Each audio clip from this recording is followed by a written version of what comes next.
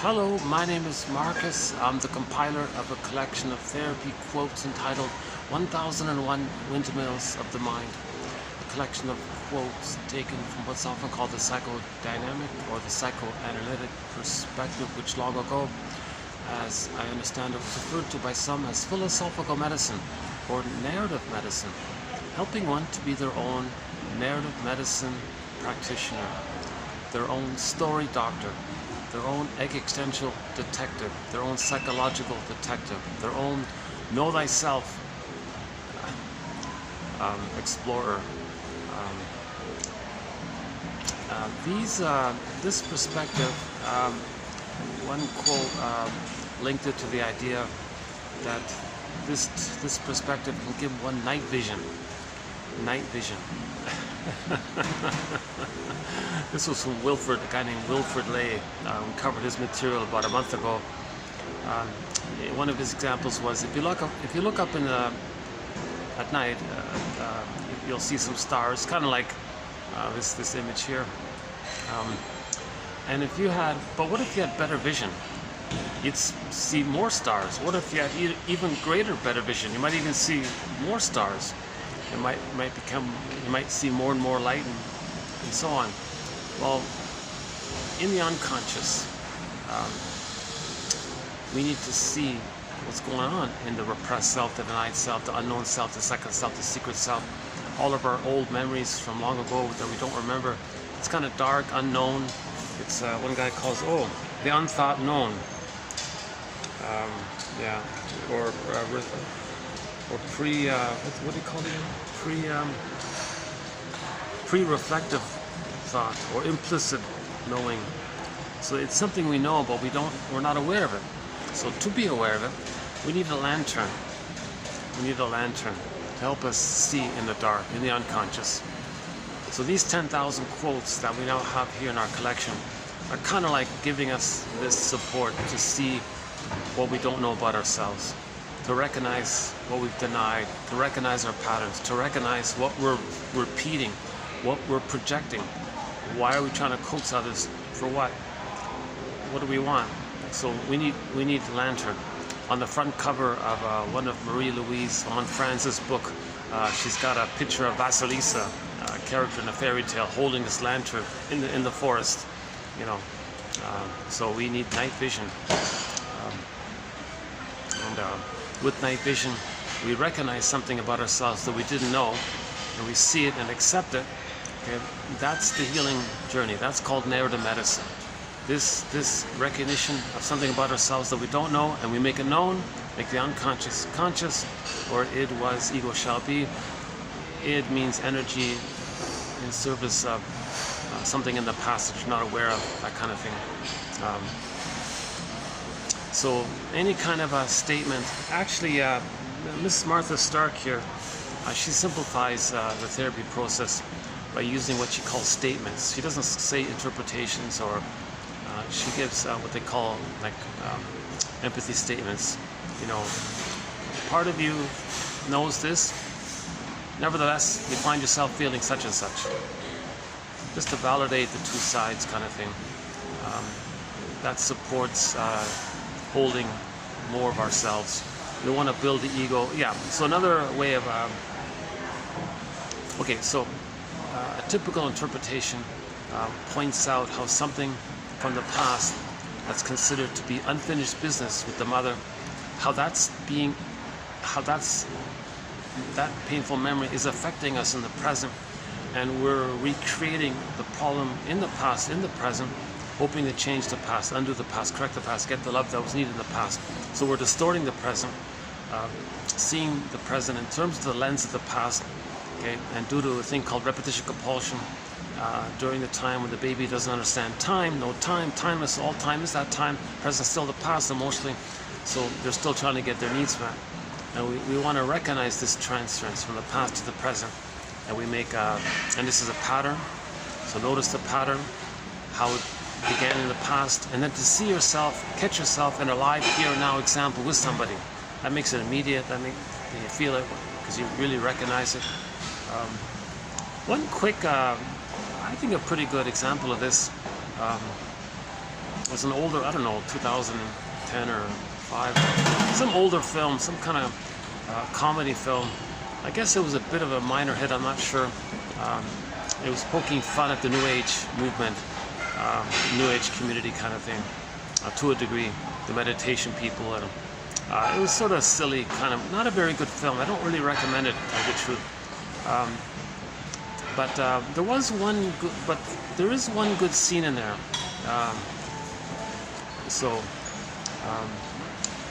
The main guy named Albert, was leading a self-defeating life. Not accept fear of success, fear of showing himself, fear of making I statements, fear of telling his girlfriend how he feels. And so he's kind of living in the past, dwelling in the past. He's afraid to express himself in the present, so he's dwelling in the past, lingering in the past. From another film called Greenberg, in the film, the shrink said to the guy, "You have trouble living in the past, in the present. So you're dwelling in the past because you feel like you never really lived it." Get back to the Albert story. Oh, the film is called I Love Huckabees, meaning some department store. It's some comedy about some kind of department store, and some young lady was doing some silly advertisements for it. And that's all that was. And the subplot was her boyfriend leading an unfulfilling life. So he went to the family therapist, and one joke was the therapist didn't like to be called therapist. "Don't call me a therapist. I don't like that. I'm very angry at this. Call me an existential detective." Sounds more official, right? That implies it's like the analytic idea, right? So he went to the existential detective. Actually, there were 3 of them, like a little team there. There were 3 detectives helping Albert. So they took him to his childhood home, and they found out the source of why he betrays himself. So they showed you an event, and it came to light that his mother betrayed him. So we usually babies will treat themselves the way the mother treats them, basically. So we just saw like a continuation of it, right? So mother betrayed him. He has the memory there, identifies with her, treats himself the way she was treated, the way she treated him, and that's his connection to her. He's got to have a connection to her. His connection to her is to imitate her, to manage the pain of being hurt by her. So he's treating himself this way. So then the existential detective said, "Albert, you have this pattern of betraying yourself. You learned it here in this childhood home, and that's why in the present you encrypt the truth. You don't make yourself aware of anything. You're like using defense mechanisms and scaffolding and all this." Okay. Yeah, I'm back to one of my favorite spots here. Great little. I haven't been here in a while. Yeah, this is mid-afternoon, just in between the lunch rush and the dinner rush kind of thing. We'll take a peek here. Let's see.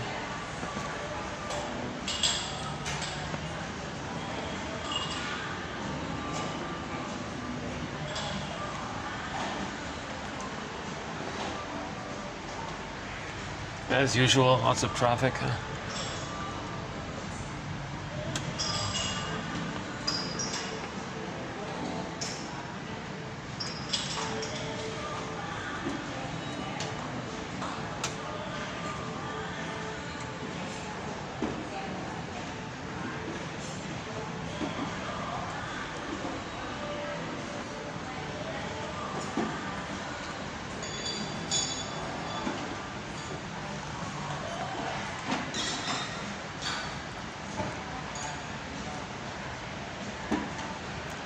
So if a friend or somebody or yourself makes this kind of recognition that the thing you're doing in the present stems from the past, and you're not loving life in the present, not enjoying the present because you're bogged down by the past problem, simple, basic, classical conditioning. If the child wants to self-activate, real self-activation, something authentic from himself, identify a need, say what he feels, whether the need got met if the needs, if the needs got met, he can say, felt pleasant, have gratitude. If the prototype is when the baby had needs for his emerging identity, for his emerging self, he had these needs for a secure attachment style, and those needs weren't met, then F and N, feelings and needs are linked. Feelings and needs are linked. So if the child's needs initially for what's called a positive maternal relationship with the mother, called maternal holding environment, an extended paradise with the mother, where he has like a rhythm of safety with the mother, and she sees the child, hears the child, soothes the child, has present for the child, then he does those things for himself, right? So those needs for an extended paradise, for this positive maternal experience, for this extended mother-infant dual unity, just the two of them, and mother's attunement, mother's entrainment, mother's reverie, mother's consideration, okay, mother's emotional feeding, and the child remembers it. His brain is malleable, laying down neural pathways by that relationship. It sets in him and he continues it to himself. So if those needs weren't met for the positive maternal experience, at some point, of course, the baby's going to cry. Feelings and needs. When the needs are met, the feelings will be pleasant. When the needs are unmet, the feelings will be unpleasant. Just basic, right? So if the baby had these needs for a positive maternal experience, mother soothing and reverie and attunement and so on, and they weren't met, he's going to cry. Now if the baby's crying, the mother goes, oh, baby, you're letting me know, you're communicating, you're signaling to me that I didn't meet your needs. Oh, I'm so glad you told me this. Mother changes her ways, meets the baby's needs, all is good. But if the baby's crying in response to his needs not being met, and the mother gaslights the baby, or punishes the baby, or is not around, or withdraws, or blames the baby, or says doesn't know what the baby wants, or complains or something, okay, whoa, that's way too much psychic pain. Okay, so his inner life, his emerging self, or his identity, his embodiment, sense of self, his embodiment, okay, and then the needs around that, and the feelings linked to the needs. This whole inner life area, the child has to do a very desperate thing. Okay? It's so painful to have his identity, needs, and feelings, and he doesn't want to feel the pain, but he's feeling the pain. So one way to not feel the pain, he's going to repress it all. It's called repression. There's a pain so utter, it swallows substance up. Emily Dickinson's poem. So his inner life kind of gets pressed down.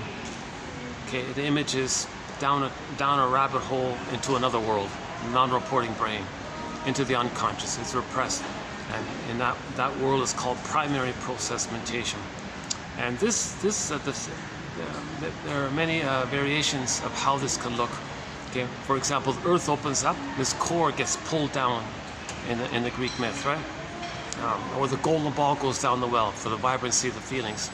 Okay? In The Wizard of Oz, again by Emily Dickinson, a great hope fell.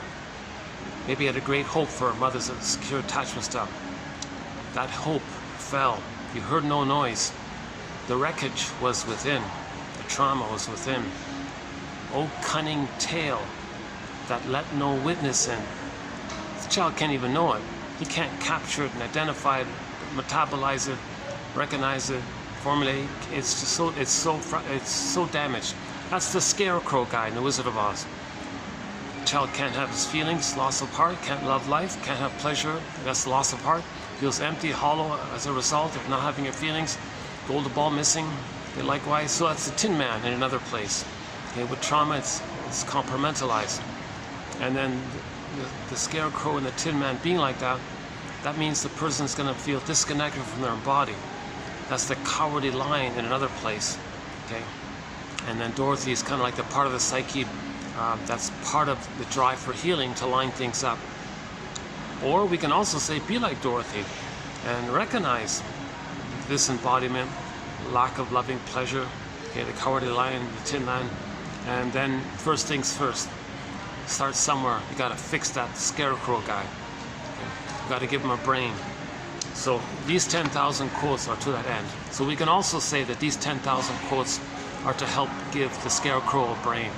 Okay, meaning constructs, theories, ideas, approximations, considerations, the greatest ideas from philosophers and poets and Ibsens and Goethes and and all the shrinks and Masterson and Karen Horney, Edmund Berger, Melanie Klein, Fairbairn, Mahler, Gay Grotstein, Gay Ogden, and just the list goes on. And Wilfred Lay mentioned Martha Stark that we're doing currently at the moment. This is our third video of hers. Martha Stark, excellent author, yeah. Yeah, so this will be the third video of her work. The first go round was TQ 2733. Next, and 35 was part 2, and this one will be part 3, 36. And I'm thinking there's going to be a part 4, maybe a part 5 as well.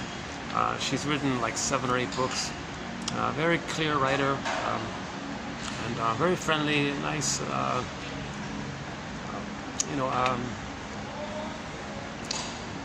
She's trying to be helpful. She writes clearly and simply, and she's trying to write for the general public. It's better than a typical self-help book because she's writing clearly in the context of psychoanalysis, right? So she does a nice bridge there. She's giving you the depth of psychoanalysis in a simplified, friendly way, like you might read a good self-help book or something. I think of her as Karen Horney light, almost, right? Like the compassion of Karen Horney, but she does it in a very light way. Karen Horney is like, kind of analytic and a little bit serious, but analytic, compassionate, intelligent, like that. I find Martha Stark to be just like a Karen Horney with a couple of glasses of wine or something. I don't know.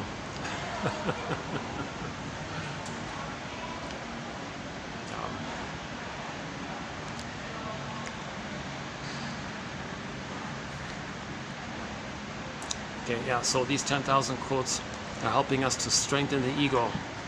Oh yeah, today's video, Martha Stark, she says you want to strengthen the ego. Yeah. Gradual strengthening of the ego by way of working. Okay.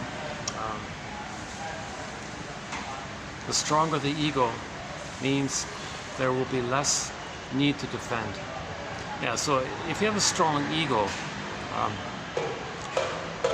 you see things in a three-dimensional way, context deeper, positive intentions, motivations. Somebody's traumatized, he's looking for love. You don't take it personal because they're coming from their wounds. So a strong ego sees things more broadly, ambiguity, paradox, two sides of the coin. You see the third side of the coin. That's considered like a stronger ego. And if you have the stronger ego, she says, the id is tame. You want to tame the id. You want to tame the id. All of your energy from the past might be coming up, and you don't understand it. Well, you have consciousness. Well, you understand it. That's like a holding. That's like a container kind of thing. So this is our first time to use this phrase, tame the id. But I just want to experiment with it because she likes to use it. I notice in her books. So I'll just go with it. I don't usually use the word id in our collection here, but all of the energy associated with our past, that's the id, right? Or another way of saying it is Robert Bly's metaphor. By the age of 5, so much of who we're meant to be, our potential, our true self, our real self capacities, the gifts of the real self, having the golden ball, feeling and body, right? Who we'd be had we been loved and went through a developmental process from birth to 3 to the psychological birth, and then knowing your interests because you have a strong ego. Strong ego, a strong conscious ego, means you're also going to know your uniqueness, which you express as meaningful and loving life and as pleasure, and express. You become an elder, and the wide range of feelings are there. Needed feelings, the ability to mourn, the ability to make I statements, usually in late in life, people become elders, warm temperament. It's the quote-unquote more human side of being human. All that potential that's meant to be there with the secure attachment style, with normal development, who we'd be had we been loved properly, right? All that potential, all that who we're meant to be, all that gets lost in a bag by the age of 5. We put it in there for safekeeping, storage, sometimes called cold storage. So we feel frozen inside, or it's lost in the forest. Sometimes the baby's lost in the forest, the orphan exiled baby in the forest, or a wounded animal in the forest. Or Miss Core in the underworld. Joy and sadness in the Disney film Inside Out got zooped away. Okay, this image of repression of our true self takes many forms. So Robert Bly says, by the age of 5, so much of who we're meant to be, we put into this bag that we drag behind us. Okay, again, the bag behind us. So the shadow, right? That's the shadow self. We don't see it. It's dark, unknown. So we need a lantern, right? So it's dark. It's like this long bag. We put so much in there for safekeeping. That's a metaphor for the non-reporting brain. A part of the brain called the non-reporting brain that records our memories basically for the first 3 years. And if there's a lot of trauma in there, our life force is in there, attached, fixated to their simple, basic, classical conditioning. If there's so much pain with the mother in the past, and the baby makes the equation, well, to know myself leads to pain, I don't want to know myself. To express myself and have my needs leads to so much pain, I'm not going to bother with it. So he gives himself up for the attachment to the mother. Now he's got a mother complex. He can't know himself because he's too stuck up with the mother's pain. That's called emotional masochism. And sometimes, as a defense against the pain of that, he'll act like the mother as a mask to hide the underlying pain of being hurt by the mother. But being hurt by the mother connects him to the mother. So to have the connection to the mother, he accepts the hurt. That's called emotional masochism. But sometimes that's so painful. What they do is a thing called psychic sadism. Okay, so they'll be schadenfreude towards others, cynical towards others, negative shaming humor, dark humor, black humor, just being negative towards others as a defense to not feel how the mother was negative towards them. They imitate the mother. So so-called the baby was the passive victim, the mother was the active aggressor.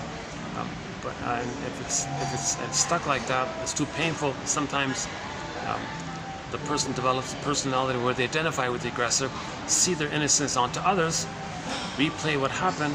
So they play the shaming mother who shames them, but they see themselves onto others. So the behaviors of shaming others, and that's loyal to the mother shaming them. So psychic, emotional masochism, sadism, is a trick to not feel the underlying, shall I compare thee to an onion, the underlying emotional masochism. Again, the emotional masochism is they have the attachment to the mother, but it's all painful. So they're loyal to that. They can't leave it. The only way for the child to leave the mother is if he gets her love, but he's pained by her, so he can't leave her. The more the mother's love is unavailable, the more the child sticks to her. It's called adhesive. And he identifies with her. And that's his connection to her. So this is called emotional masochism, psychic masochism, different ways of talking about it. Now, in some cases, when the pain is when the child is so traumatized, where he never even gets any kind of positive experience with the mother, really, and it's just a constant strain, constant misattunement, constant malattunement. His mother's not around, bottle schedule. Mother doesn't want to be a mother, maybe, and Jesus Christ, to not feel that pain, he imitates her, sees his innocence onto others, and is stuck in that timeless condition of mother shaming him. He'll play the shaming mother, and someone else can play him, but it's still underneath. It's just a trick to not feel the pain of it being underneath when you actively imitate the mother and cast and project yourself onto others and shame others. It distracts you from feeling the pain of the mother shaming you. So this is analogous to Adler's famous thing about the superiority complex being a defense mechanism, a trick of the mind to not feel the inferiority complex. It's not an either or. The superiority complex, this arrogant, condescending, think you're above it all, think you're superior, this whole thing, that's not real. That's a trick of the mind, where you see your shame self, so-called inferiority complex, your hurt self, wounded self, sense of couldn't save the mother, couldn't please the mother, all the pain around it. Others can have that. So then you see others in the inferiority way. To not feel the inferiority complex within, you see others have it, and then you identify with the aggressor. Now, okay, on this point, related to it is when the child projects his soul onto others, doesn't want his human soul anymore. Well, he's too empty. He's got to have some kind of self-concept. Nobody can go around with no self-concept. So he regresses. He'll take refuge in the old, archaic, once upon a time when he was in the uterus. He was on the throne. Theory is, babies have a kind of throne-like condition. They think they're little gods and kings on the throne, His Majesty, the baby, and all this. Okay, so the baby, when he's in the amniotic sac, his eyes are closed, her eyes are closed, floating around. Now he's got his golden ball, so he's enjoying the present, so he's happy. Joy runs the console. He's animated. He's alive. He feels real. He feels alive. He's got his golden ball. He's fused and one with everything. So the power of the mother is his power. So he feels very powerful. And it's all him. So he's like the whole universe. Or he's the center of the universe, and the universe serves him. Because he's in this thing called undifferentiation. He doesn't know where he begins and ends, and where the mother begins and ends. He doesn't even know if there is a mother, maybe. He thinks it's just the mother is him. It's all one like that. So that's considered a happy, powerful, blissful place. Robert Bly jokes, times were good. So a lot of people say, well, he was in paradise. Garden of Eden, Shambhala, Shangri-La, Nirvana, Avalon, all these paradisical kind of images. Okay, that's a metaphor to describe that the baby feels this blissful, oceanic oneness, they call it the unico mystica, one with this big, powerful mystery. He's one with the universe, one with the whole cosmos. He is the cosmos. He's special, chosen one with the cosmos, the God, like something like that, right? So a simple way of saying it, he's on the throne. So later on, now this gradually dissipates up until 18 months. If the condition is, if the child's needs get met and he feels safe to separate from the mother, to allow that to take place. So 18 months is a key developmental milestone where this egocentricity or this grandiosity or this glorified self, the idealized self, the ego ideal or egocentricity, infantile megalomania is another good one, infantile megalomania. Okay, this all kind of mainly dissipates by 18 months. Now, if the junior toddler or the baby didn't get a chance to let that naturally dissipate on its own, where the conscious ego recognizes he's not a little god, he's a person, mother's a person. Okay, I mean, emotionally you can feel it, and you know, he can care, but he recognizes others have feelings.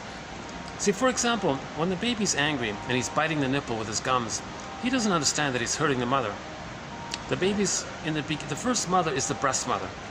The baby doesn't recognize the mother as a full person with feelings and identity and her history and her life and her heart and her spirit. And he doesn't get that kind of personhoodness quality of his mother, and he has like a personhoodness for himself. It's just he's just this little superior being kind of thing. And the breast mother is his possession, it's his thing. It's utilitarian, supposed to take care of him instantly, automatically, just in time, right on time. Doesn't have to give anything back to him. And that's normal, that's okay, right? But the point is, you see, it's called part object relating. So it's utilitarian. He doesn't recognize the humanness of the breast mother as the breast mother being a part of the mother, and the breast mother all belong to one person. He just thinks the breast mother is kind of like a continuation of how the whole uterine life was all there for him and serving him, kind of thing, meeting his needs automatically. Sometimes the sun moves around. Sorry about the lighting. How's the lighting? Is that better?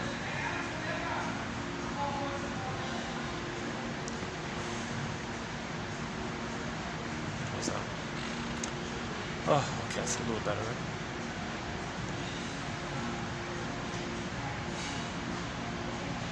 It's quite a unique spot. Things are so busy and chaotic all around. And on this little,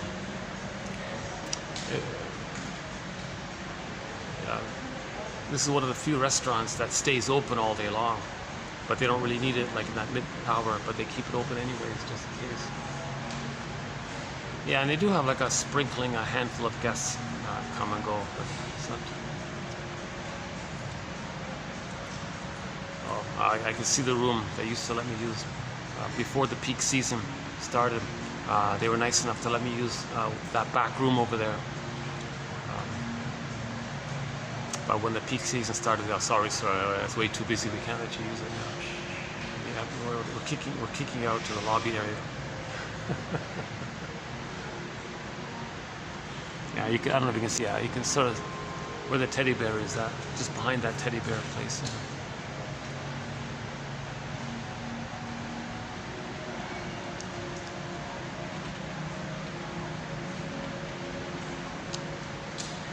Okay, in most videos I kind of cover some of the basic premises: repetition compulsion, the stigma personality patterns, the clinger personality patterns, and then negative magic gesture, and then this whole issue that when we repeat the interaction with the mother in the present, using people as stand-ins for characters in the past, i.e. the person can play himself and find others to play the shaming mother, or they play the shaming mother and find others to play their lost innocence, and they just replay the whole thing because they think they're emotionally still in the past, crying for mother's love. Everything's love or a cry for love. In normal development, the child reaches his psychological birth, ballpark idea, where his psychic structure, his memory system is he was loved by the mother loved him. That's she's okay, he's okay. That's the natural byproduct of good enough development, where he has a self-concept. Now the self-concept is important because in the beginning it's all merged up and fused. The self-concept is blurred in and merged with the other concept. It's just this mesh there. Now when he's safe, he hatches out of that. Beginning of 4 to 5 months, if he feels safe with the mother, he'll hatch out of that, and this gradual self-concept starts to hatch out and consolidates by the age of 3. So it's like kind of like a gradual process. Okay. And then so the child has basic needs between birth and 3. Let's see, how's this here? Is that okay with the lighting? I'm having a little bit of an off day today, so I'm not sure if I'm delivering today's video so well. Last one was okay, one of my better ones. Yeah, the last video currently being uploaded. I think it's a 4-hour one. Anyways, it was 75. That was one of my better deliveries. Yeah, 75. Yeah. If you're not liking this video, shut it off and go to the last one. I was a little more refreshed and energized.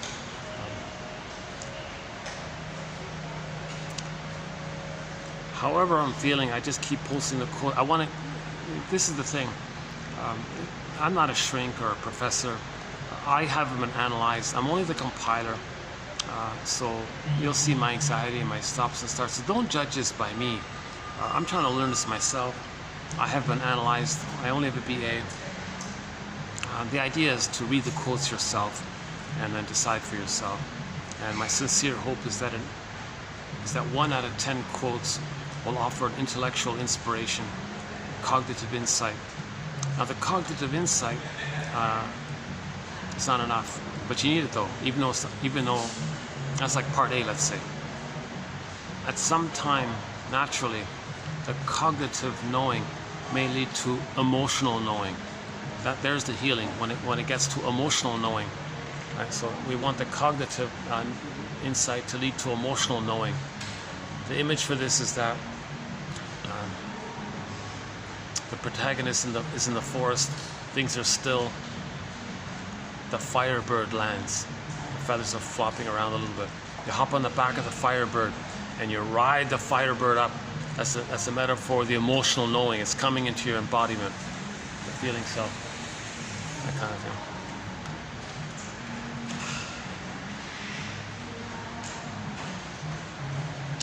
Yeah, they've got a long, loyal staff here.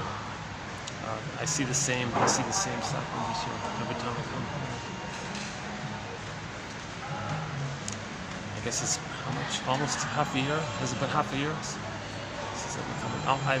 Yeah, for the past half a year I've been coming here off and on. So it's part of my little root kind of bounced around in different places.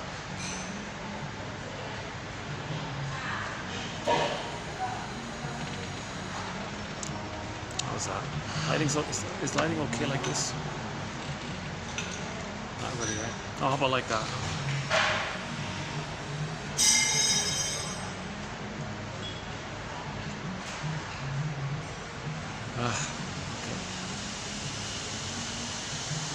Yeah, I'm not as energized in my delivery today. I feel like skipping some of the main points. But let's get some of the main points in at least. So one of the main points is the child is born to be himself, obviously, right? So he's born with what's called his emerging self, his selfhood, his personhood, his authentic self. The word of the year for 2023, authenticity, right? Authentic self. So he's got this authentic self, but it hasn't developed yet. It's emerging. So that's called the emerging self. Now, for the emerging self to get to his authentic self, true self, real self, capacities, okay,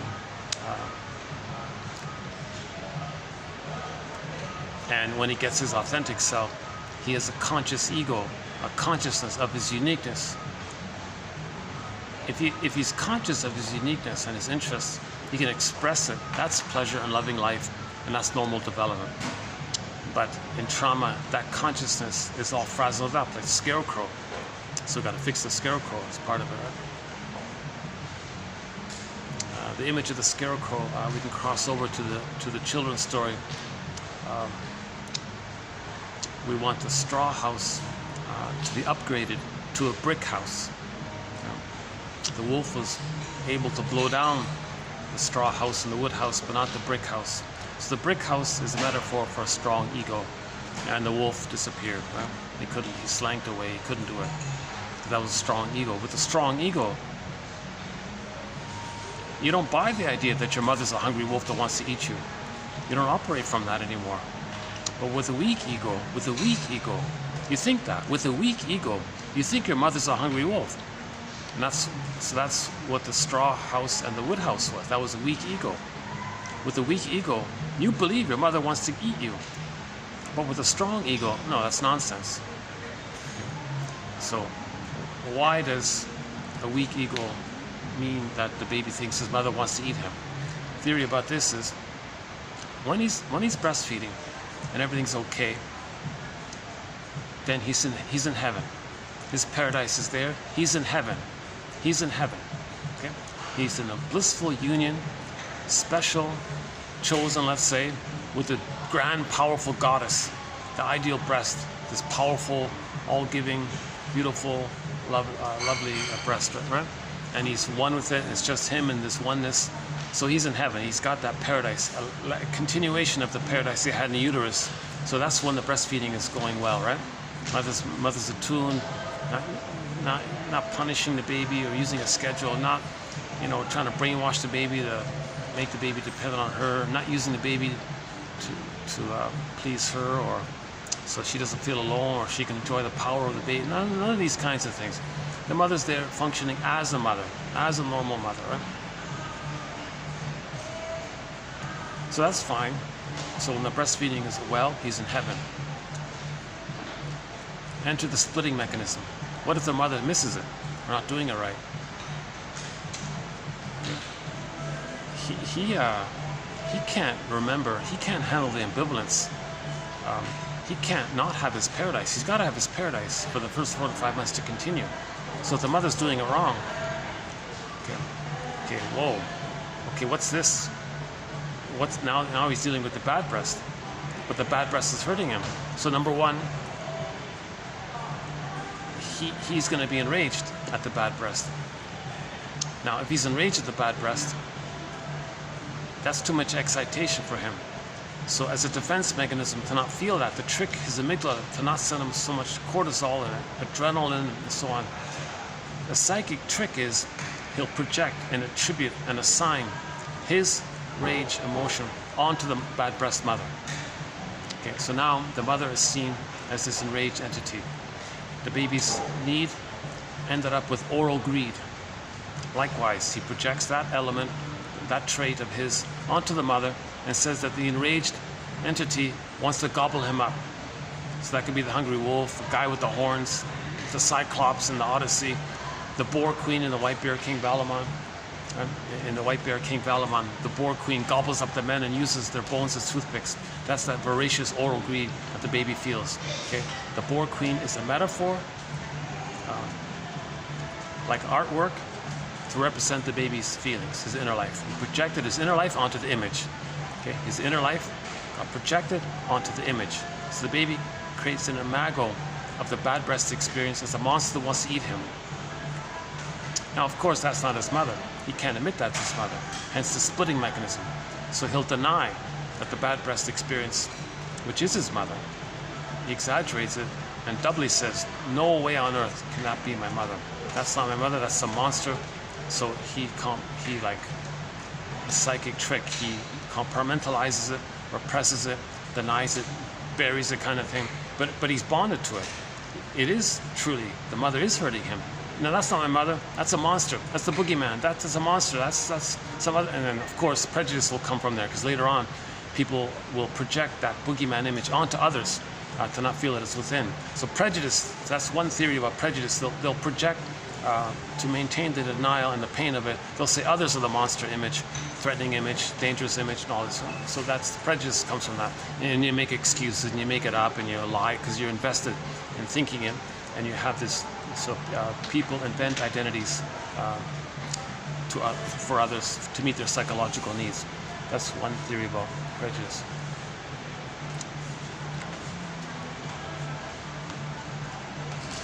Look at some moving stuff around. Sorry about the light. The lighting's not too good. Oh, I've been battling the light quite a bit. And this place at night is a disaster with light. There's no lighting here at night. How about now? Here. Oh, let's do this. Okay, that's better, right?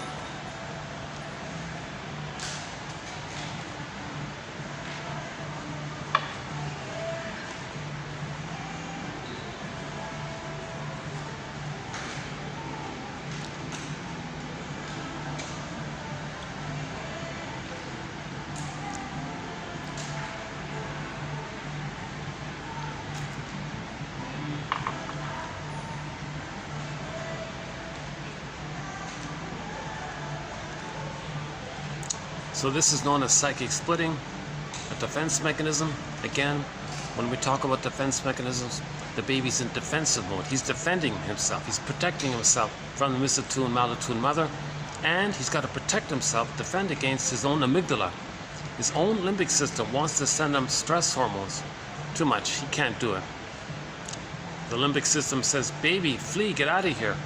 Baby says, where am I going to go? I can't pick up the phone and call a cab. Where am I going to go? I don't have motor skills. I can't crawl. So the limbic system sends them more stress hormones. Well, then fight with the mother. You're cornered, aren't you? Fight with the mother. Well, I can bite the gums, I guess. Then with my gums, I can bite the nipple. But geez, I don't think that's going to work. The mother doesn't change her ways. So what am I going to do now? I can cry and flail around, I guess, or something. But how else do I show my anger? Well, I can have fantasies. I can have the fantasy now that I can control the breast. How am I going to control the breast? Well, the only way to control the breast is if I become so voracious, like a hungry wolf, that I can gobble the breast and possess it and devour it. Maybe by doing that, I can control the breast finally. So he's got all these wild, voracious fantasies like this. But that's the limit of it all, right? And his amygdala is sending him more stress hormones. Okay, the child's ego is saying to his own limbic system, okay, I imagine a little dialogue here. Hold up, amygdala. I know you mean well here. I've done as much as I could with the stress hormones you gave me. I couldn't flee, so you sent me more to fight, and I tried to fight, and I got fantasies around it, but I can't do anymore. If you send me more stress hormones, something's gonna go kaput in me. It's like the car with the gas pedal to the metal, and with the driver's other foot, he's got on the brake pedal pressed down as hard as it can go. What's going to happen to the car? There might be some kind of organ failure, some kind of system breaks down, Maybe there's an immune issue. The cells attacks the other cells. One says go, one says stops. It kind of fizzles at each other. I can't do this, amygdala. I got to protect myself from you. The amygdala says, well, I'm pretty simple like that. What do you want me to do? Well, let me trick you. What do you mean? Well, you're doing this because you acknowledge, or you notice that my needs aren't being met, my feelings are being gaslit and ignored and all this. What if I were to just somehow make you believe, trick you into thinking that I don't have feelings and needs? What? How are you going to do that? Well, I'll attribute and assign my feelings and needs in a thing called projection, and attribute my feelings and needs onto the mother. So I don't have needs and feelings. I don't have this unmet need which turned into oral greed, and I don't have this rage. The mother has it. The mother's the hungry wolf. Get it, brain? The brain goes, oh, the amygdala part. The amygdala goes, oh, there's this imago now of a hungry monster who wants to eat you, and they're the ones who's enraged in oral greed. So you don't have these needs then. And the amygdala might say, well, I'm kind of confused. Well, what do you mean? Well, if you now think your mother's a hungry wolf that wants to eat you, or a cyclops monster that wants to eat you, or like the Hansel and Gretel, the witch wants to eat the children, or the boar queen that gobbles, I don't get it. How are you going to just take in the powder stuff? How are you going to survive if you're dealing with a monster that wants to eat you? You're still in danger here. Okay, well, let me do another trick. What do you mean? Well, I'll just not believe that that monster is my mother. I'll compartmentalize it, kind of like disavow it, deny it, disassociate from it, just put it into some other psychic bin or something, and I'll hallucinate. I'll just hallucinate a goddess, and I'm one with the goddess, and I'll create this burning image of this divine, beautiful, lovely, perfect breast, and I'm special with the perfect breast, and we're one and I'm safe, and that's my mother. I'm going to do that. Okay, the limbic system goes, oh, I see, so you're in this special oneness with the goddess breast. It's an imagining, but you're there, and the monster one's somewhere else, and you split it like this, and you trick me like this, so you're safe with the goddess breast. That's right. Whoa. Okay, that's a huge pain to do this. There's a huge pain. So another part of the brain is going to send them endorphins. But anyways, the amygdala is going to go, okay, well, if you're safe with the goddess breast, and you can't tell, he's pretty simple like that, right? Well, then okay, I'll stop sending these hormones. I'll stop secreting adrenaline from the adrenal glands or whatever it is, right? So, okay, oh, what a relief. So the baby had to do these psychic maneuvers of the mind, operations of the mind, mechanisms of the mind, mental mechanisms, to protect himself from his own amygdala, and of course to protect himself from the abusive, shaming, Malatu and mother, who's soul blind to the child. The mother's soul blind to the child. Well, how can a mother be so lack of empathy, lack of recognition, lack of understanding? She's soul blind to the child. That means the child feels unseen, unwanted, ignored, doesn't exist. That's too much pain like this. So the mother's soul, he's got to protect himself from his mother's soul blindness. Then he's got to protect himself from the limbic system that's going to react to mother's soul blindness. So the child's in desperate, like the drama of the gifted child. Maybe we can borrow that phrase here. So he's kind of gifted to figure out some way to adapt to this situation. It comes at a huge cost. Okay? He creates what Melanie Klein calls the paranoid schizoid mode of experiencing, the paranoid schizoid mode of operating. She calls it the position, the paranoid schizoid place or position, psychic place. And all babies, by her theory, is that all babies seem to briefly, temporarily, for a few weeks,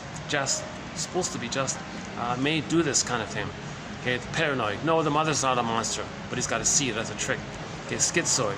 This goddess and demon, that's schizoidal. It's detached from reality. It's so unreal. This splitting thing, she means the schizoid, like schizophrenic, like, that kind of area, right? The paranoid schizoid mode of experiencing. Now, the baby may briefly do this temporarily. Now, his brain is still malleable. Now, in normal development, with a little time and experience, assuming the mother is good enough, this all gets resolved, and it all sorts itself out. Although there may be some trace memories of it, and in the future, if somebody's immensely stressed, they may revert to it. They may regress to it under immense stress, because the baby was under immense stress, and that's how we dealt with it. So later on, if somebody's under immense stress, they may revert to that, because those psychic mechanisms, psychic defenses means things we do to not feel the pain. So later on, if we feel a lot of stress, don't want to feel the pain, we may adopt those tricks, you see. So it's always there as an briefly kind of thing, a paranoid schizoid mode of experiencing. This means either or thinking, all or nothing thinking. Okay, one author says the more the baby's traumatized, the more he's in survival mode. Useful, fine, not who cares. Utilitarian, like the breast mother. And if they're angry at someone, they don't register someone else is having pain. They're cold and indifferent. Someone said at least it can lead, all that stress on the brain can damage the brain lesion, the person feels indifferent and cold and unfeeling. So they may actually never really care. So one of their slogans, if people are traumatized that early on and it doesn't get resolved, and later on, if they have a slogan like, well, I don't care, you're feeling, it's your problem. They have this kind of cold indifference. That's like a brain lesion. Who said that? Katrine Malabo talks about this issue of this. We did her a video a couple of weeks, maybe about a month ago. A French philosopher. So yeah, she talked about trauma. So we included that video about a month ago. No, 2 months ago. No, about 2 months ago. Yeah. Oh yeah, that was at the outdoor place. Yeah, another new. I have a new venue. Sort of at the other end of town, kind of. Let's see. What is that? 1, 2, 3, 4, 5 stops from here, something like that. SkyTrain stops. Yeah, I got the SkyTrain there. Yeah. Yeah, all of these videos have been done near a SkyTrain. Yeah, I just realized that now.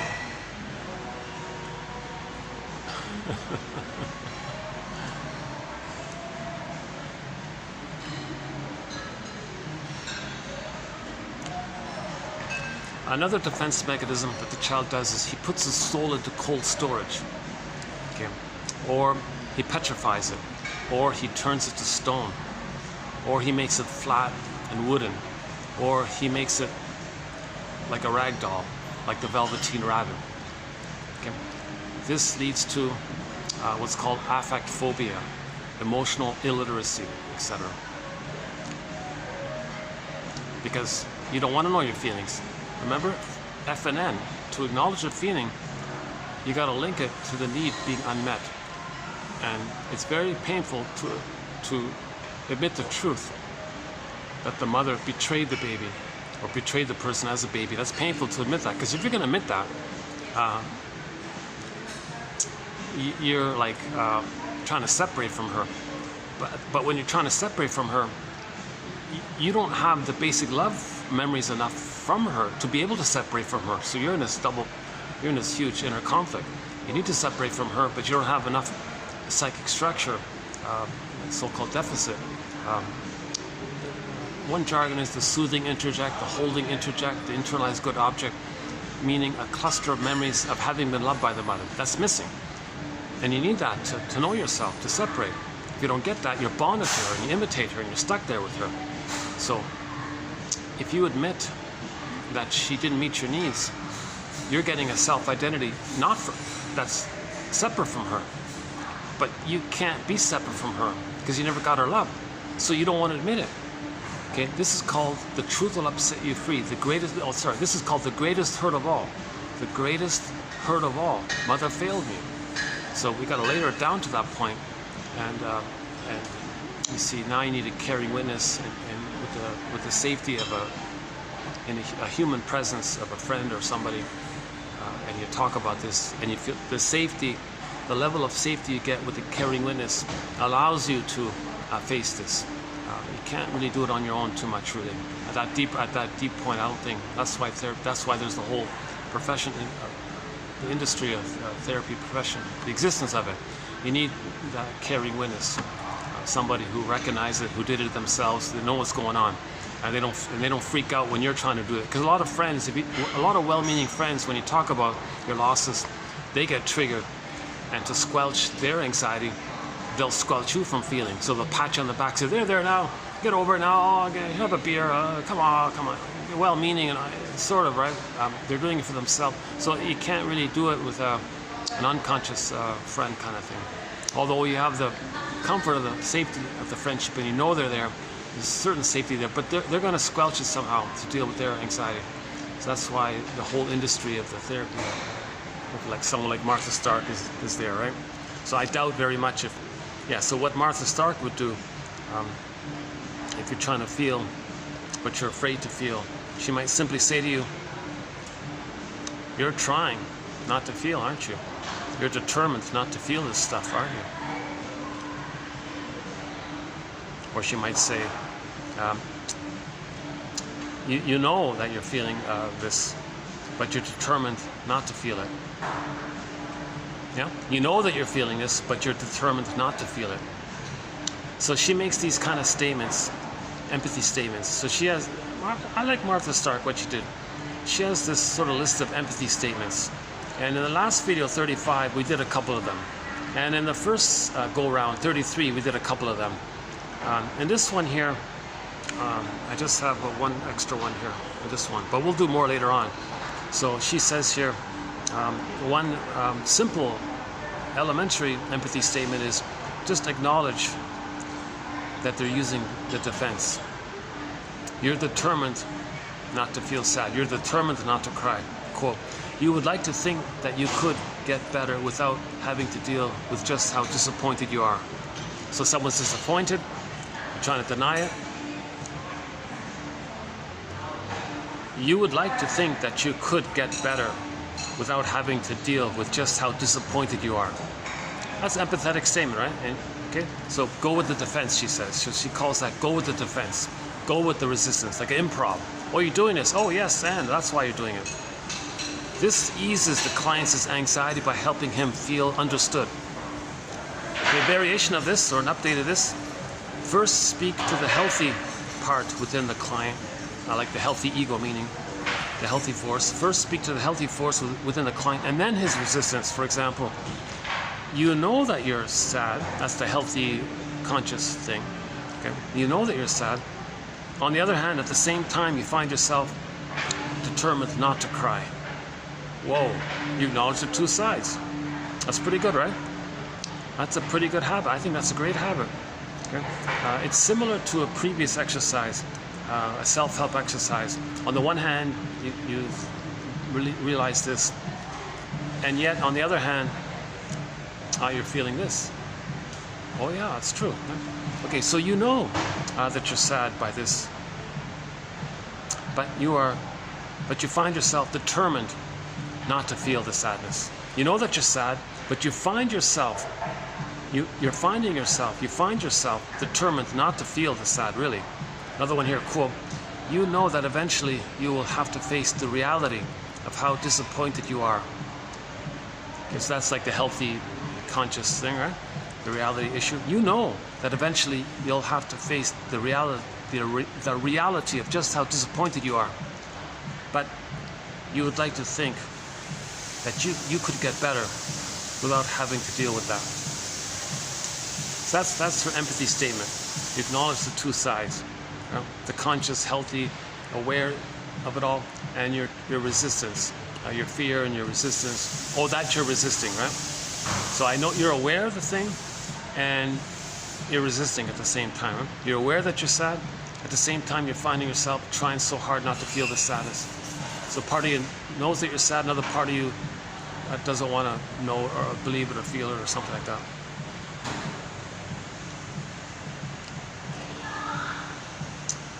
Okay, so this point here, so part A is go with the defense. So someone's defending themselves, right? So someone feels anxiety. Well, I see you're drinking coffee here. You're determined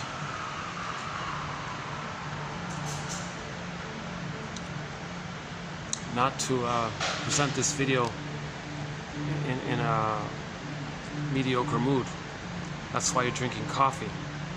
And that's true. That's why I'm drinking coffee. I don't want to deliver this video in a mediocre mood.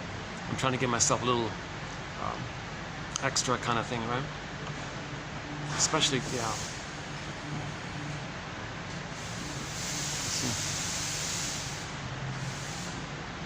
What about another example? Okay, let's say you can say to yourself, right? Gee, they said they'd call. They didn't call.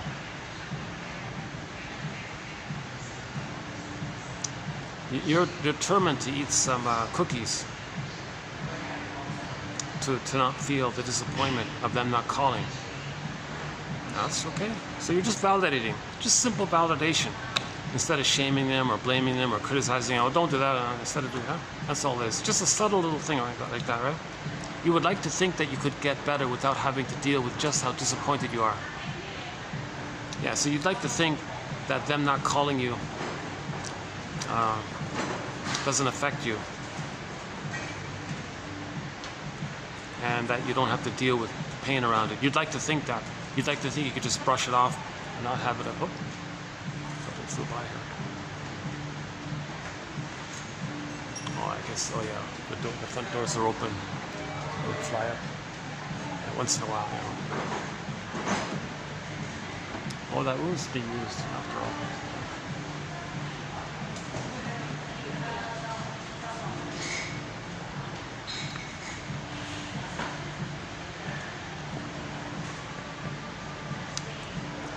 So something that you consciously know, right?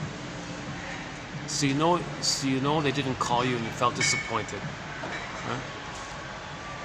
But you'd like to not have it bother you. And that's why you're eating the cookies. Yeah. So you know you're disappointed by not getting the call. And you want it that it doesn't bother you. And that's why you're eating the cookies. Something like that, right?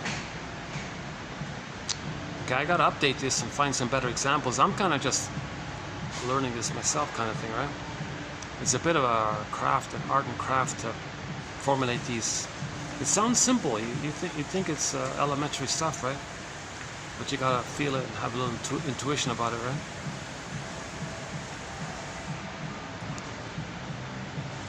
So what about all these macho characters walking around on the street? I see. So they're determined not to show vulnerability, not to show, yeah. Okay. Think about that. Sometimes I'll see these, macho characters. So I can almost think to myself, yeah, they're determined not to show any kind of vulnerability. I'm talking about the aggressive walkers. We're talking about the aggressive drivers. Sometimes. Once in a while you see an aggressive walker. They'll just like charge you, cross you, and get out of my way, and this kind of thing. Okay, they're determined not to feel their vulnerability or sensitivity. Rather than saying, oh, what a fill in the blank, right?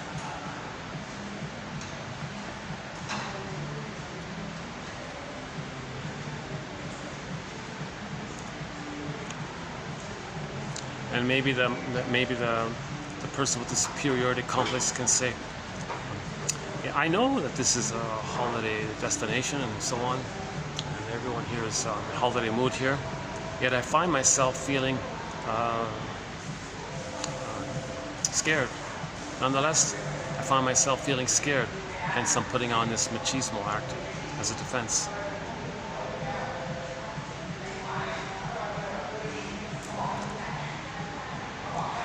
Yeah, go to yesterday's one. I think I did it better.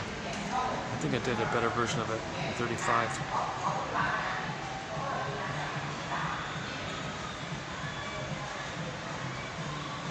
So I know Martha Stark's statements are appealing, yet at the same time I find myself kind of, do I have to read this and get into it?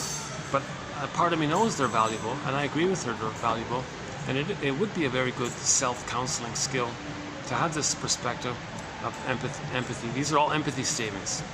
So her whole approach is teaching people empathy statements in the context of understanding psychoanalysis. We'll give empathy statements. So that's her unique synthesis. The backdrop of understanding psychoanalysis, and on the four, you provide empathy statements. And she's got like 10 sort of types, right? But the validation one, although you know this, yet you find yourself feeling this. Right? Even though you recognize this, at times you feel that. These kinds of things.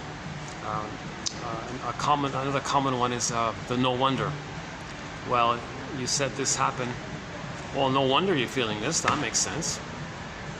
God knows you want to be happy, and this didn't happen. Well, so no wonder you feel this way. Okay, so just validating what's normal, rather than, oh, don't be such a fill in the blank, right? But the thing is to do it to yourself, right? Do it to yourself.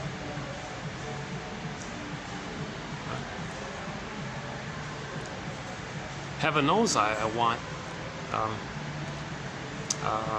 1001 Windmills of the mind to be successful, very successful, and widely distributed. Millions of, I want it to be like a 10 million copy, 100 million, Jesus, into the millions, bestseller. This is the only collection of quotes from psychoanalysis. Can you believe it? The only thing that comes a little bit close to it is Gregory Bauer's book entitled Wit and Wisdom in Dynamic Psychotherapy. That was done several decades ago, and a lot of the quotes in that book are mainly the convoluted English translation of Freud. So if you take those out, what you got left is just like a teaser of what we have in 1001, Windmills of the Mind. Plus, I've already plucked out those few gems that Bauer found in that book and included it into our collection here. But we have 60 threads, topics, chapters. This is 10,000 quotes, not a couple of hundred. This is 10,000. So this is like a whole encyclopedia of insights from psychoanalysis. And they're clear, they're relevant, on topic to being your own soul doctor, narrative medicine practitioner, psychological detective, existential detective, helping you to have night vision, have that lantern for the unconscious, helping you to strengthen your ego, giving you cognitive insights, and then if you have them, it may spontaneously, on its own accord, lead to an emotional knowing where the firebird, the feeling comes in by it, but you need the insight first. Huh? Psychoanalysis looks for an egg in a basket that's missing.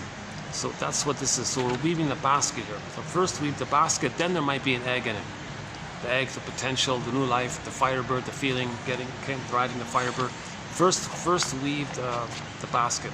Just like how a bird flies around and picks little twigs and things and leaves and things to build his nest. Once he gets the nest, then he can have an egg in there and a new life can come in, right? So first make a nest, right? So these quotes are like a nest, a firm nest. It might be a little frazzly at first, like the straw house. Get it to wood, then finally get it to bricks. That's when you really understand the quotes. You really got a good grasp of object relations theory, developmental theory, transference, repetition, compulsion, defense mechanism, rationalization and reaction formation, projective identification, negative magic gesture, the issue of symbiosis, and so on, right? Double think, trans logic. I kind of work towards stronger understanding. Just keep at it, kind of thing. And it's simultaneously, right? It's not like a set A to B kind of thing. It's sort of more like a journey kind of thing. It cycles around.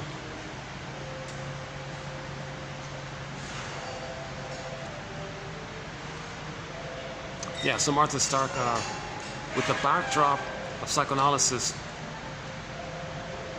instead of trying to teach you how to be a shrink and give you like these clear, artful, skillful interpretations, which only a few people can really do it, right? She kind of says, well, you know what? It's not bad. It's not perfect, but it's not bad. Learn these 10 types of empathy statements. I haven't counted how many she has. Let's just say 10. She's got 10 empathy statements, right? So one is the famous no wonder. No wonder. Oh, that makes sense. No wonder. Well, what you just told me and how you're feeling now, oh, that makes total sense. No wonder. Oh, I get it now. Jeepers. Well, yeah, well, heaven knows you don't want that to happen, not happen. No wonder you're feeling that. That makes sense. Just validate. You don't shame the person as opposed to naming, right? Or actually, one guy has a variation of that one. He says, oh, God knows you want to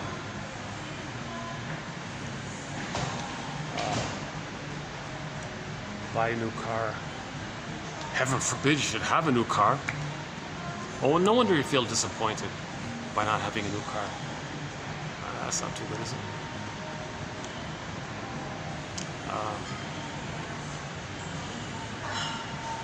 Well, God knows you regret forgetting your umbrella. Heaven forbid it should rain. Well, no wonder you're feeling worried about whether or not it's going to rain. That's not too good either. Okay, I'm not really in top form today, so I'm not going to come up with good examples. Yeah, I noticed that, yeah. Let's focus on the quotes, the strength of the quotes. See, if I'm stressed, my creativity shuts down, right? Yeah, that's with everybody.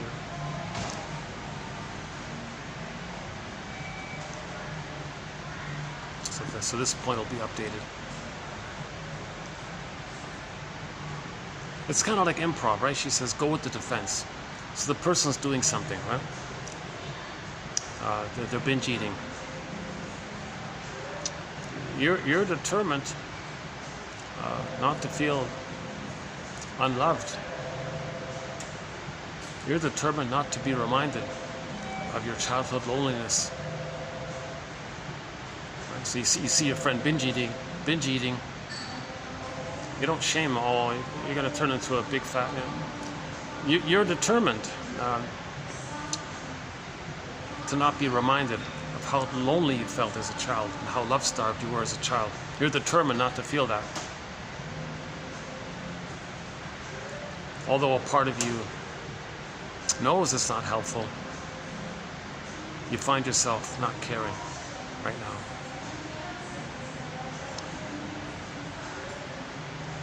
When something cannot be processed, integrated, and adapted to, the client may well become entrenched in a particular defensive posture that will then come to define her characteristic stance in the world.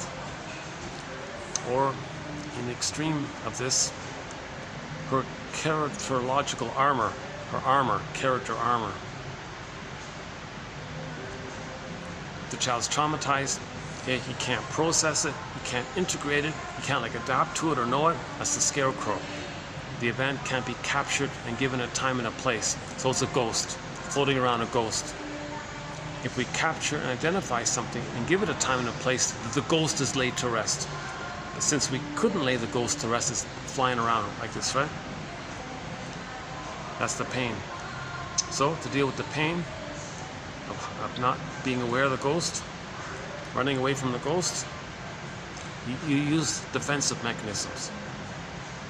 Denial, binge eating, whatever it may be. Grandiosity, superiority complex, cynicism.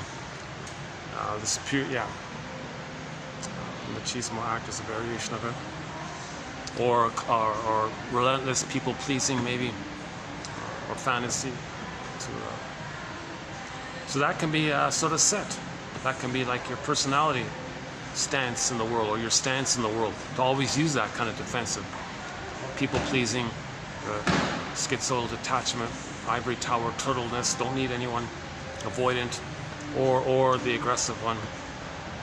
We move towards people, away from people, or against people, says Karen Honai. Depending on how severe it is, it can become a whole character armor. So it's more rigid.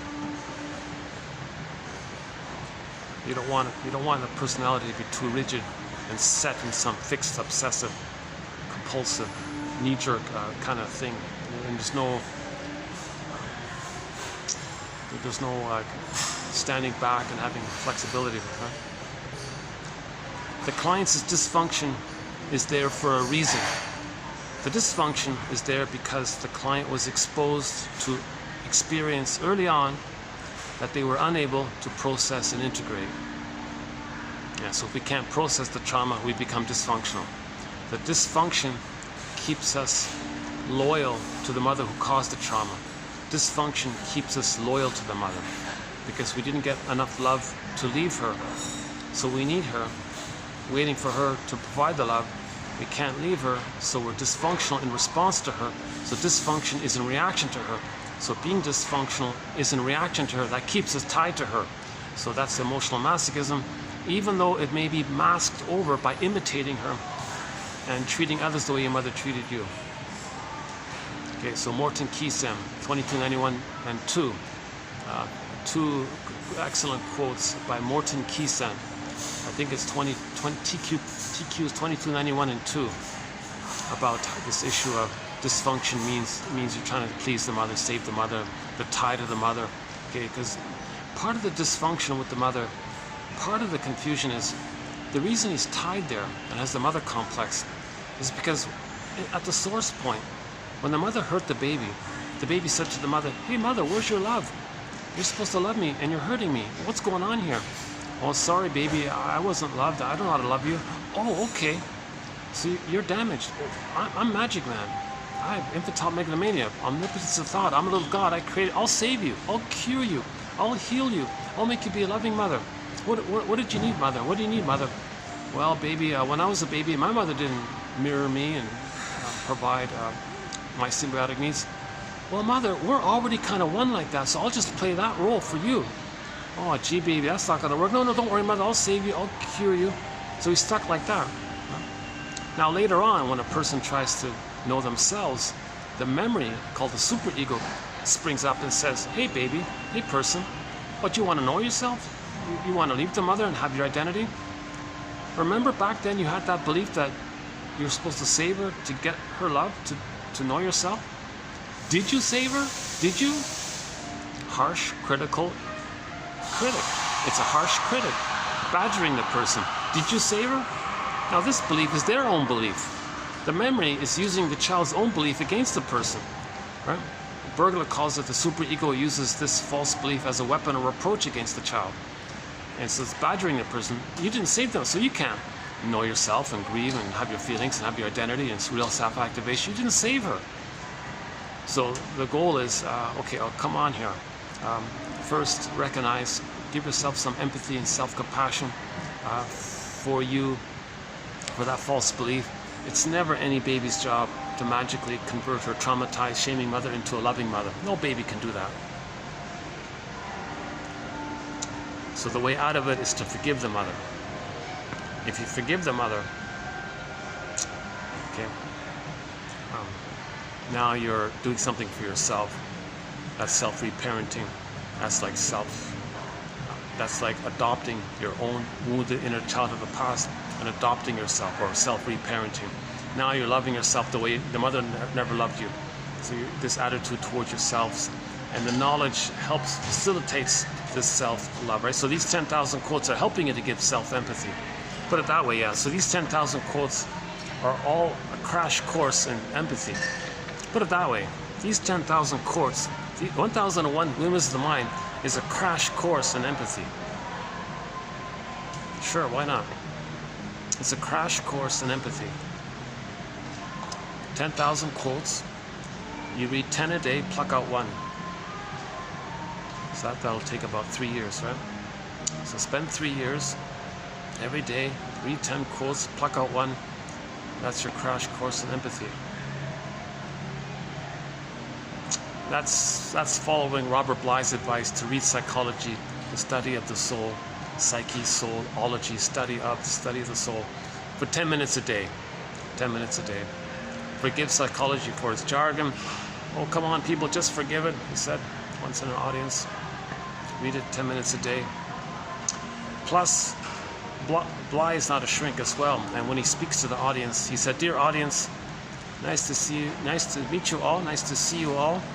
Some familiar faces, some new faces, that's great. And you came out here in the blizzard." He's from Minnesota. That's awesome. Welcome. Welcome. 30% of what you're going to hear tonight is wrong. It's up to you to figure out, to your audience, which 30%. So he's emphasizing that each person has to make that active, conscious effort on their own. Each person has to be their own soul doctor, medicine detective, narrative medicine detective. No, Robert Bly can't hand you a consciousness. He's just sharing his understanding, his quotes, his interpretations. His wife was a shrink, and that helped, and he went to a shrink. So he's just sharing, passing along kind of thing. But each person has to kind of pluck it out, like that bird flying around. Each bird's going to pluck out unique little twigs and leaves. He'll choose. We got to choose the quotes like this. So one exercise is, we have 1,000 videos here, on average 10 quotes per video. So pluck out one per video, that's roughly 1,001 windmills of the mind right there for each person. So each person can customize. Each person can have their own customized, personalized, customized quotes that they love, that clicks for them, feels for them, something curious for them, and it'll be unique for each person. Each person's going to have their own unique collection, and there's a wealth of material to pluck from. Another convenience is for a minor admin fee, really sincerely, it's just for the price of a half a coffee, for the price of not even a coffee. You go to the coffee page link, so it's posted below. For a minor fee, one can have a digital encyclopedia on their iPhone, and you can flip it down, and you can read it on the beach. You can read it offline. You can download it to your phone, right? And it's an exciting collection. I'm confident 1 out of 10 will inspire you. You'll feel inspiration. You'll feel better. You'll feel hope. You'll feel order, relief. Oh my God, I recognize this. Yeah, and puts words to what you kind of knew. Now puts words to it. That's a huge relief like that.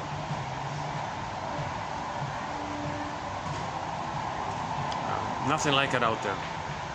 Nothing. Not even close. Not even close. Jesus Christ. And I've already plucked out some of the best definitions of terms from various dictionaries. So there are like a dozen or so dictionaries of psychology, psychotherapy, psychoanalysis. I went through them all and I plucked out the best definitions, terms. Okay, so I think you'll find them here. These 10,000 quotes, as best as I can see them to be, fit Grice's criteria for communication: quality, quantity, relevance, and manner. The manner. So most of the quotes come from medical doctors, come from the shrinks.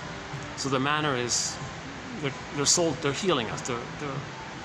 They're healers, right? They're trying to heal us. So the manner is in the spirit of love, of healing, right? Quantity, not too long, not too short. This is pretty typical what you see here. A couple of sentences long, occasional paragraph. The quality is very subjective for each person. So that's why I'm emphasizing. I think if one quote out of 10 you like, I think that's pretty. I think that fits the quality area.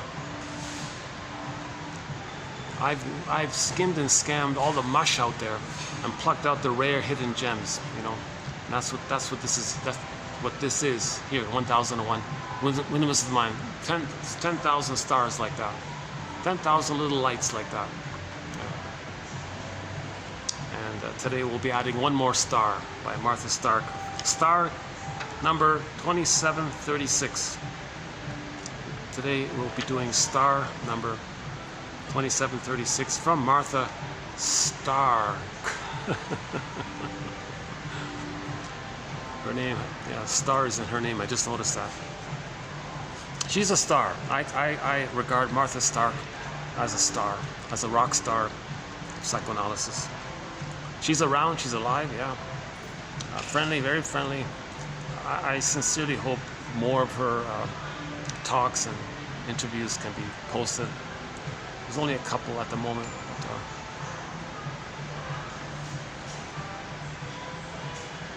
she's friendly, she's a little funny, lighthearted kind of person, yeah.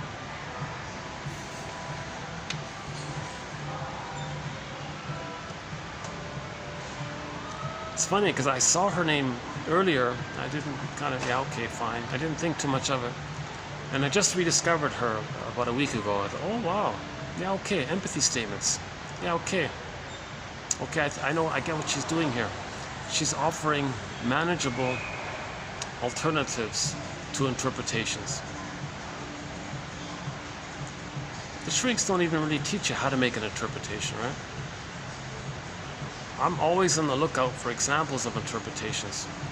Stephen Levy has a book on the topic. And I've included the best examples in our collection here. Stephen T. Levy, that one. Of course, interpretations by Masterson and Rinsley and Rothstein and Ogden and all those guys. But what she did was, let's make it public. Let's give everybody the capacity to make an interpretation. Let's, yes, water it down a little bit, but it's still helpful.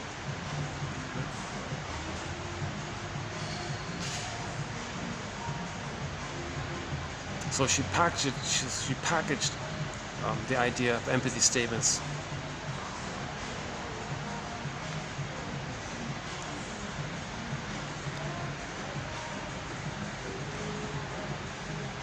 How he chooses to live his life will ultimately be a story about the defenses he mobilizes and to which he then clings to in order to avoid confronting anxiety-provoking stressors that are simply too much for him to process, integrate, and adapt to. Yeah, so that's her way of saying that's your story. That's part of your story. We're looking for narrative medicine. We're looking for our story.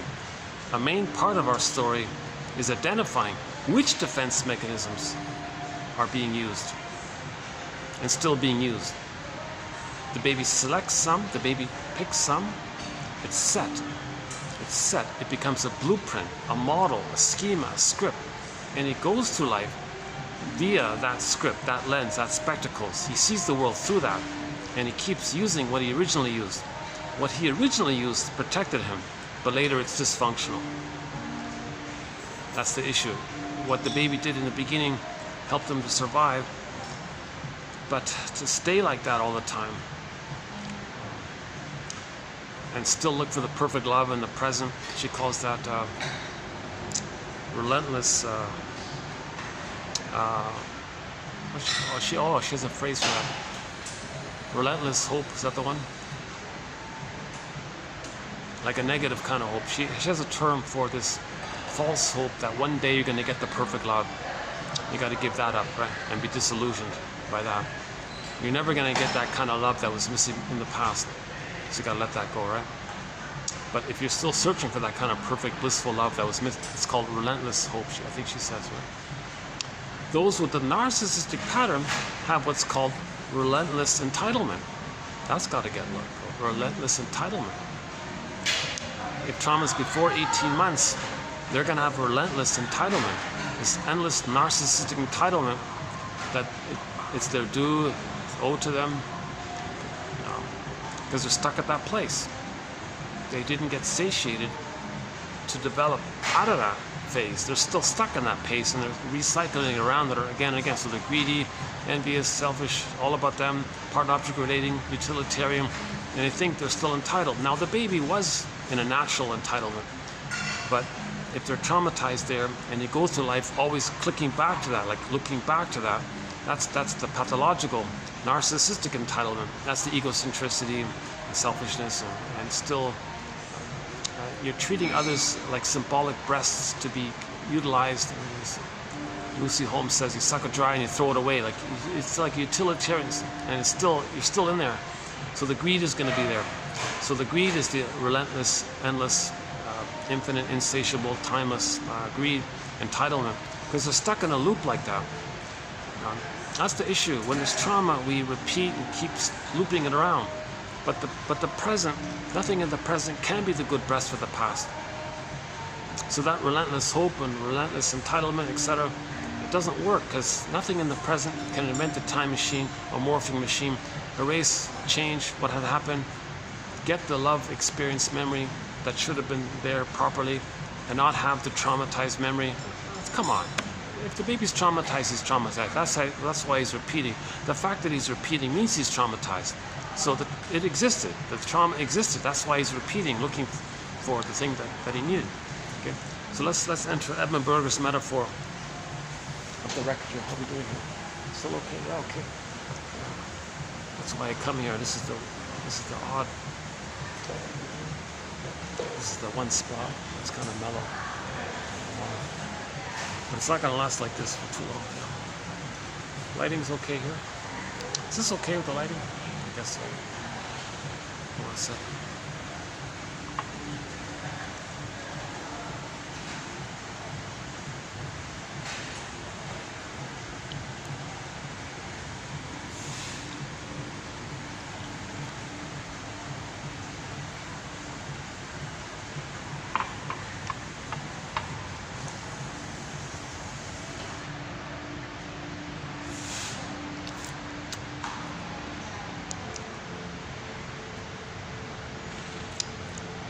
So,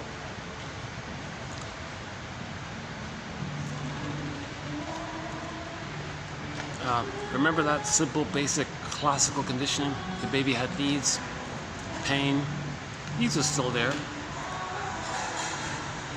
but they're afraid to get in touch with those needs, let alone express their feelings around those needs being unmet because of the memory of the pain. So there's a conflict.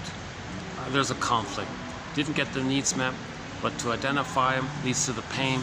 Doesn't want to feel the pain, so don't know the needs, but the needs are still there. There's the conflict. This conflict is repressed, it's unconscious, it makes the person neurotic and dysfunctional because you're going to see the present through that lens. You're going to see the present based on the past script. Neurosis or dysfunction is the petrification of an inner conflict that's repressed, aligned by Edmund Bergler, one of our mentors. And the next part of it is every neurotic or every person who's dysfunctional, every dysfunctional person is a music enthusiast, but he only has this one record, this inner conflict. So imagine this inner conflict being pressed on a 45 music disc record. Side B is the same song as side A, or on side B it's flat. There are no grooves on side B, and on side A there's only one song. It's a 45, just one song. The neurotic only has this one song, this inner conflict. We can call it the cry for love as well. Every neurotic is a music enthusiast, but he can't love life. Oops, oh, something's ringing on me here. Oh, one of these telemarketer things. I gotta let it ring out, because if I hit decline, the camera shuts off. Oh, it shut down already. Oh, that's good. Okay.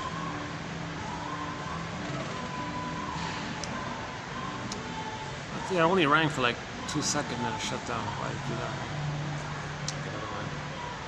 Maybe wrong number or something.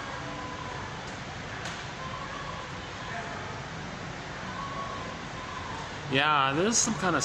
You gotta be careful to answer. I'm afraid to answer if I don't recognize it, because apparently there's some kind of bots and computers are calling and then trying to suck out data from your phone or something like that.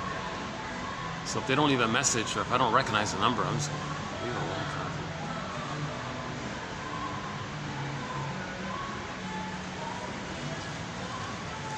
No, I didn't recognize the number. Yeah. Why am I telling you this? Okay.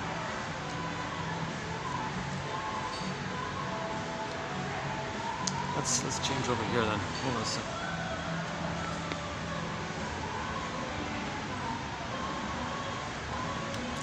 Oh, that's better. Oh, that's much better. Let's do this here. Let's stay here.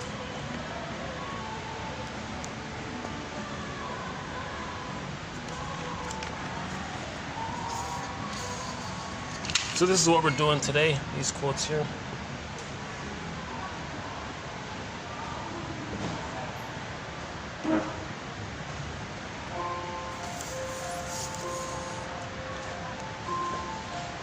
Every neurotic is a music enthusiast, but he only has one record. He carries this record with him everywhere he goes. Every time he sees a turntable, a Victrola, a phonograph player, record player, with never-ending fiery ardor, that's the compulsion. The compulsion. The compulsion. The compulsion, okay, is that when there's trauma, the person is a part of nature. when something in nature is wounded, nature is trying to get us to heal. All the child's life force was to find the nipple, the breast mother, to latch, to secure. That's like all of his force is like that. He's traumatized. So the force is, that's the compulsion, right? Again, every neurotic is a music enthusiast, but he only has this 145 inner conflict pressed record, which he carries with him everywhere he goes. Every time he sees a turntable, new situation, new place, etc. With never-ending fiery ardor, he spins that tune. He plays that tune. He plays that one record. He only has the one song. He can't play other records. He doesn't have other records of gratitude, empathy, affection. He doesn't have the quote-unquote records that come from the psychological birth. He hasn't reached that place yet. So he only has that traumatic one, the cry for love one. He doesn't have the record of love with all sorts of songs on it, right? Loving life and new interests and creativity and authenticity and spontaneity. He doesn't have that. He only has that one traumatic record. First things first, he's trying to get to know himself. Man's main task is to give psychological birth to himself if he didn't get it naturally. So he's trying to get it. He's trying to get it. He's got to cooperate by observing the repetition compulsion. So he's repeating the past and the present. The present is like a theater thing, like a metaphor thing, like a symbolic. It symbolizes the past. He transfers the past into the present. The present is still the emotional past. The present is sometimes called the presenting past. He transfers the past into the present, creates a staging thing, and recreates and relives and reenacts and restages and replays that interaction with the mother, hoping that since he's in the past, he wants to get the love that was needed. Now here's the funny thing, right? He was traumatized, he didn't get it. But he doesn't understand time. It's infinite, timeless. The trauma clicks in the repeat. But the trauma was he didn't get the love. But he's going to repeat. When he repeats, he doesn't get the love. He's just recreating the disappointment. The pain plays it. There's the painful repetition compulsion. So part of nature's drive for healing is when we replay that whole thing later on with others, stand-ins, it's meant for our observing self, to observe our experiencing self. So we observe ourselves. We're acting in the present like a theater thing. We got to observe ourselves doing this symbolic thing, and we got to recognize that this is an inference from our unconscious self telling us what happened in the past. It's as if the unconscious self, or the secret self, or the double self, the unknown self, the shadow self, the denied self, the repressed self, it's the one who, the bag self, the one who walks with me, who's not like me, who is me. Someone's living my life, I know nothing about him. Okay, all the energy in there is the id. Okay, you can create a character, like a ghoul character, or an emissary. It can be the Pied Piper, or the trickster character, or any kind of magical, whatever it is. It's communicating to us. It's saying, okay, hey you, hey conscious you. Bergler calls that the puppet master. The puppet master says to us, the unconscious self says to the conscious self, hey conscious self, look what I'm getting you to do. I got you to replay what happened in the past, so you can know what happened in the past. Okay? This is the unknown, the unthought known. This is the known. I want you to think it. I want you to be the thinker. I want you to think and know the unthought known. It's known. It's called amnesic memory. Okay? And some people call this repetition compulsion like an attempt to remember, trying to remember, repeating in an effort to remember. We're trying to remember. See? So, and if we don't do this self-reflection, we're going to keep on repeating again until we pause and look, oh my God, am I treating others in a negative way for me to know how my mother treated me? Am I coaxing people to reject me so I can know my mother rejected me? Am I so blind to myself and to others because for me to know my mother was so blind to me? So we got to make these kind of inferences that what we're doing in the present is a staging symbolization, yeah, like a theater, like a drama, all right? And the drama is the message. It's like the manifest content of a latent dream, right? In dreams, you have a manifest. The dreams you get, that's the manifest. But when you talk about what the manifest dreams remind you of, you may get some deeper thing. So in the present, you observe your behavior. Okay, that's meant for you to know the deeper thing, the latent, the so-called latent, they call it. Now this repetition compulsion, now a key point here, active, passive. The more pain, then they're going to do the active. Lesser pain, well, they can maintain the passive. That's a confusing point here. A lot of people don't appreciate this point. So let's run through it quickly here.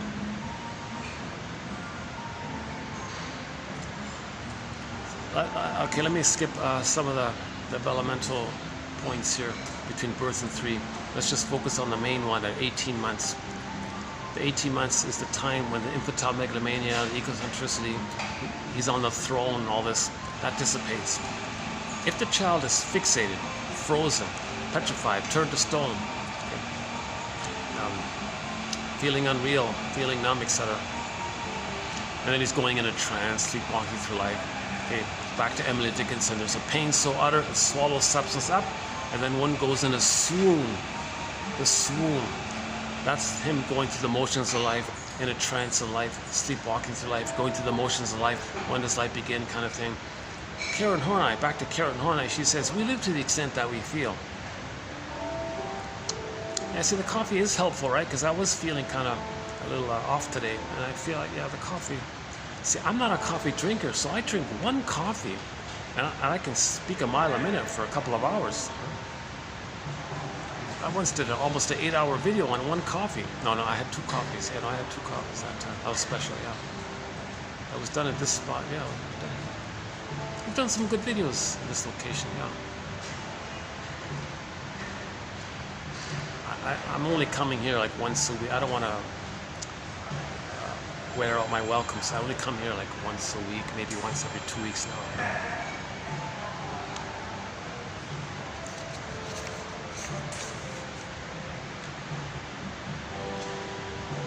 Where it was, there ego shall be.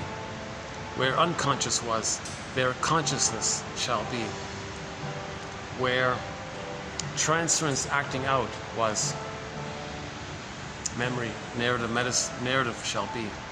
Where pre-reflective was, there shall reflective be.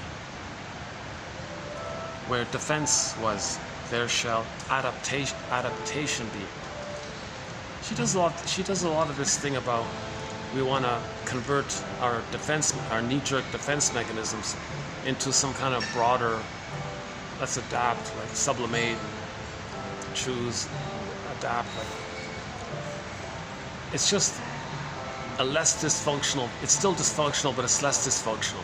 That's the adaptation thing. You have more flexibility, more choice, more say in the matter. Doesn't mean you're healed or anything. It's just a buffered,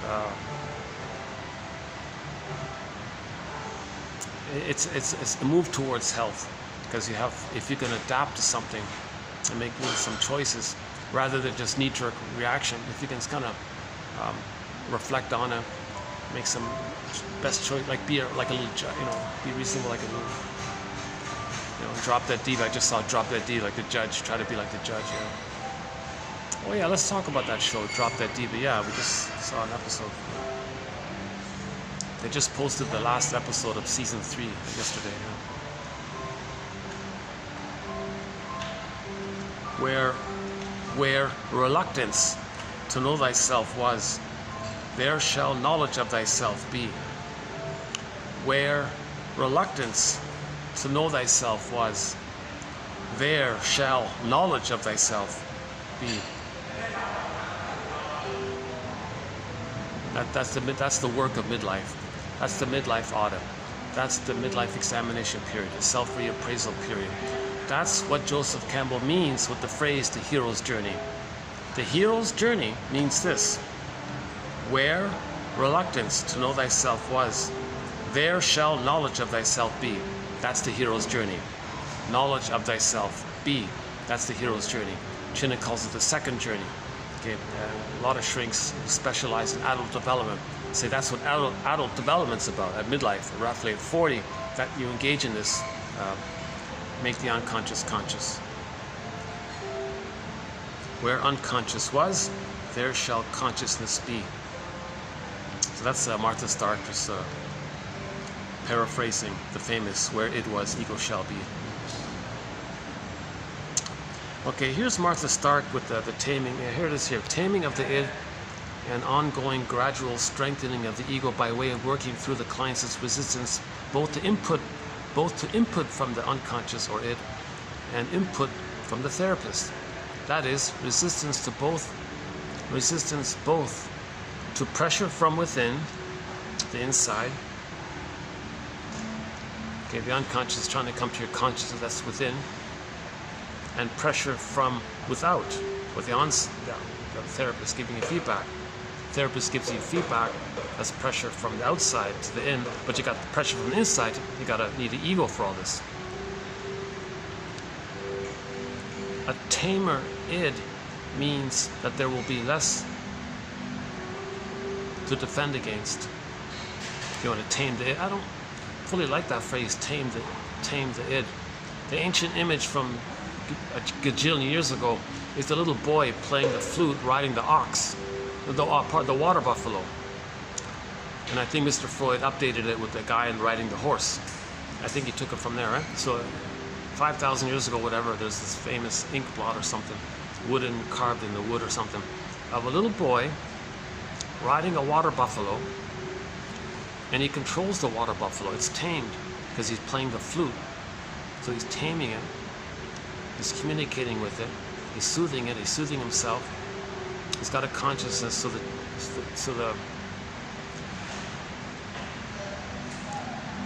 you're not overwhelmed by bottled up pain that you're denying. That's the id coming out, right? All the energy. All the energy, the id, is tied up to the traumatic script. Now, up until midlife, we don't know this, usually, because the defense mechanisms we use, the personality structure, or the character armor even, we develop early on, that functions as a sponge to absorb the pain from the memory. So we sponge it, kind of thing. Bergler says it dries out at midlife. It's coming up, pressure from within. This usually begins with a hunch. The symbol is a bird flies across, or Hermes flies across. Something from your unconscious is coming known to you, Hermes or a bird. So that's when you begin. When you have that hunch at 35 or 40, something's off here, something's missing here. Some wealthy person might say, I got all these beautiful things here, I don't really feel it. Seen one tree, seen them all. So why? Because joy isn't at the console. In trauma, joy and sadness, in the Disney film Inside Out, joy and sadness got zooped away. So they can't enjoy things. The normal state of affairs is that joy runs the console. Joy is the animating emotion that animates a person. But if that's missing, they don't enjoy anything. They're just in this numb thing. Joy is buried away. Sadness is buried. Another variation is sadness is buried away. So they can't mourn losses. A person might say, gee, this was lost, this was lost. I'm acting like nothing happened, like it didn't exist. There's something wrong here. I can't grieve. Why can't I grieve? Well, the psychic structure needed to grieve is what's called differentiation, having a self. If you have a self, you can feel. I feel, therefore I am. But they don't have the amness, so there's no feeling. You need the amness as a floor, base to stand on, for the feelings to stand on. Sadness needs a floor to stand on. So if they don't have that differentiation, sense of self, the sadness can't be there. So at midlife, a person might say, why can't I grieve? Why can't I'm acting like a person was, whatever, married for 20 years and divorced or something, or some tragedy, and they just act like nothing happened. They buy a sports car or something. Oh, in the sports car idea, go to TQ 2599, Route 66. There was a lady who had a loss, and she had the same situation. She hopped on a motorcycle, was buzzing down, roll me away. Let's play Bob Seger's song, Roll Me Away. She was buzzing down the highway like this, and she said she was going faster and faster because she felt that behind her there was another motorcycle chasing her, and on that motorcycle behind her, it was being driven by sadness, and she was afraid of it, so she was going faster and faster. That's the episode entitled, How Much Does a Pound of Albatross Cost? What's the cost of a pound of albatross? Okay, go to TQ 2599 we posted 11 quotes from that classic TV show, Route 66. I think it's the third one in that list. The third one. Read them all. They're excellent quotes. Route 66, $25.99. That's part of our thread on psychologically minded film and TV show quotes. So I think that's a good place to start, that one there.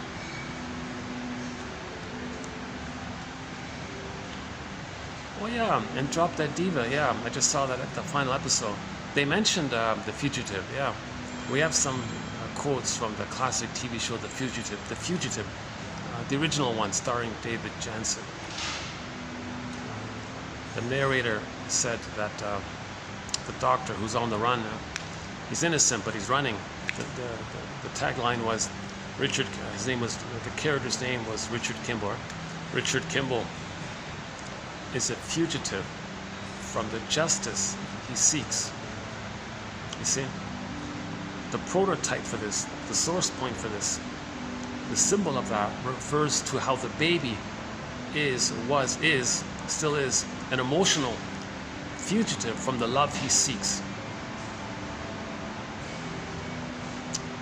You see, Burglar, we did a quote by Edmund Burglar, one of our mentors, about the jocose, morose, bellicose, comatose, about the drinking. And he said that the mother refused him. If he takes a symbol of mother's missing maternal spirit and takes spirits, like synthetic spirits, like fermented sugar or whatever it is, a symbol for the missing mother's spirit, he's excited because A, he's leaving the abusive mother, he's running away from it, but he's excited because he is going to autocratically, narcissistically get mother's spirit with the fantasy of transferring the missing mother's spirit into the liquid spirits. So he's excited. He's very jovial, jocose. So he's very excited. He's going to free himself from the abusive mother, and he's going to move towards the good mother that's missing. So he's an emotional fugitive from the love that he seeks. So he's seeking for the love while he's running away from it. So while he's running away from the abusive mother in his memory, he feels free. He feels excited. He's happy. He's got hope. He's got hope. He drinks the bartender, give me whatever it is, whatever the special down there, happy, whatever it is. Give me a Shirley Temple, whatever it is. So he's very excited, very jovial. Now he's going to get Shirley Temple, right? The bluebird of happiness is within. He thinks he's going to get the bluebird of happiness of having been loved. Give me a Shirley Temple, the bluebird of happiness. Okay, the fill in the blank, whatever it is. Give me the fermented sugar stuff. It's just a trick the concentrated sugar overstimulates the limbic system into thinking that the person has lots of food, hence safety, serotonin from the safety, serotonin means he feels safe, so you feel good. So it's not the feeling good from mother's love, it's the feeling good by the trick of stimulating the brain, fooling the brain into thinking you're safe by the concentrated food. That's the trick there. So he's jovial because he's running away from the abusive mother, and now he's got the hope, relentless hope that he's going to get mother's spirit. So he's very jovial, he's very happy, he's free, and he's going to find love. He's all excited, and he's autocratic, he's doing it himself. He's not going to be refused. He's going to get the love. That's part A. He's just repeating the disappointment. So, jocose leads to morals. He'll be sad. The way he was sad originally. Baby was sad when mother refused him. So, the alcohol is the refusal of mother's love. It's just a replay of the refusal of mother's love, picking something to symbolize it. Well, it's not it, so it's going to refuse you. So now he's got the morals. Now with that anger related to it, he may become bellicose, in whatever form it takes. like the angry guy at the bar, or in negative, Burglar says he may have a lot of negative, cynical attitudes towards the world. Means hatred towards the mother, he's going to be cynical, and hatred towards the world. Okay, the world is the mother. Okay, remember, the baby's first mother was the breast mother. That's the prototype for the world later on. So his hatred of the world is his hatred for the breast mother.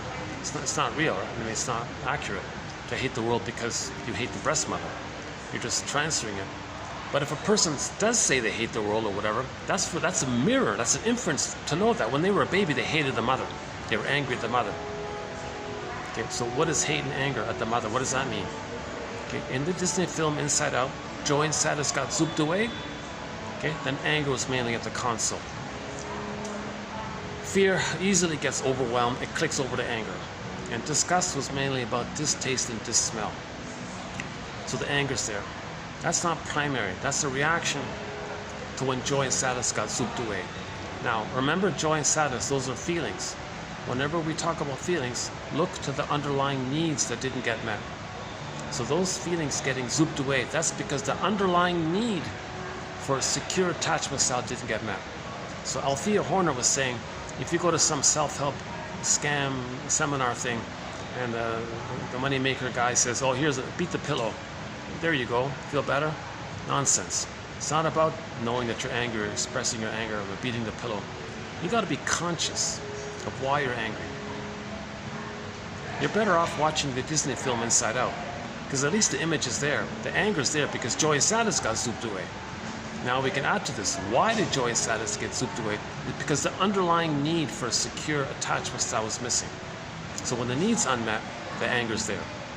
Rosenberg, self-help author Marshall Rosenberg, his main line, actually his sort of signature line is, anger is an expression of unmet needs. So he kind of cuts to the chase with that zinger. That's probably his main zinger, isn't it? Anger is an expression of unmet needs. Because the joy and sadness got zooped away. Then the anger was there. He's kind of skipped a step there, right? Anger is an expression of joy and sadness getting zooped away, and joy and sadness got zooped away because the underlying need didn't get met. What was the need? Attachment, secure attachment, normal attachment. So anger means the person as a baby didn't get a secure attachment style, and something triggers you, it goes to that place.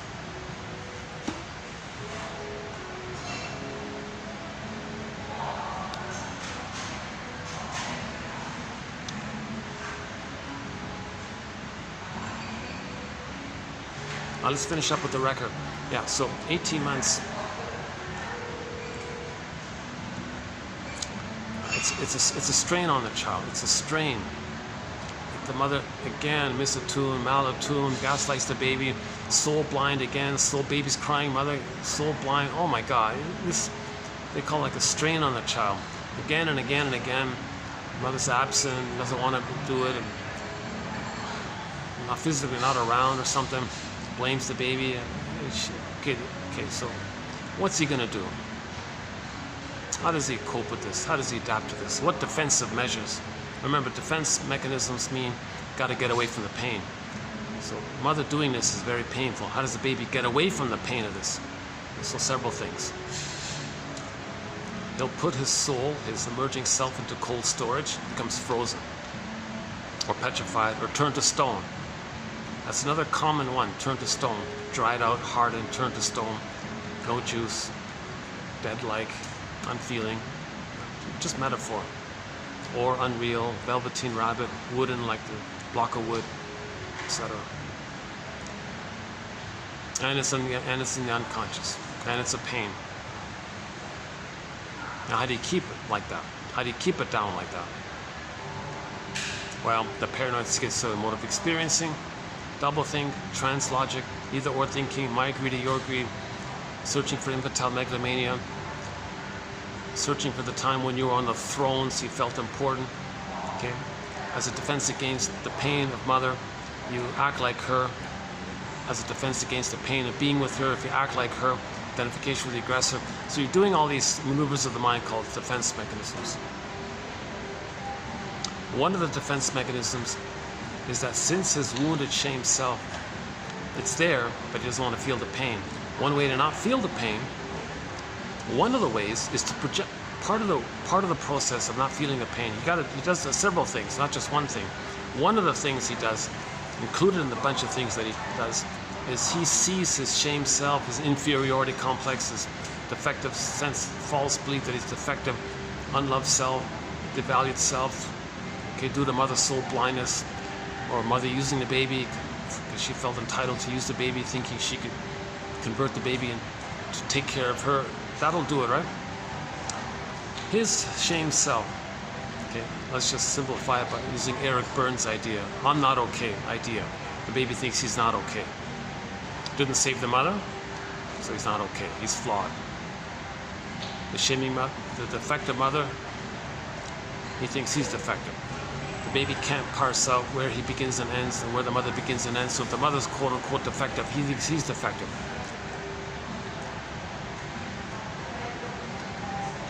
Plus he's guilty because he couldn't save the mother.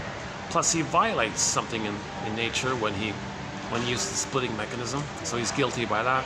So he's got unconscious shame for his beingness, unconscious guilt layered on top of the shame for his doingness. Okay, all this is psychic pain. He feels shame, guilty, all this stuff.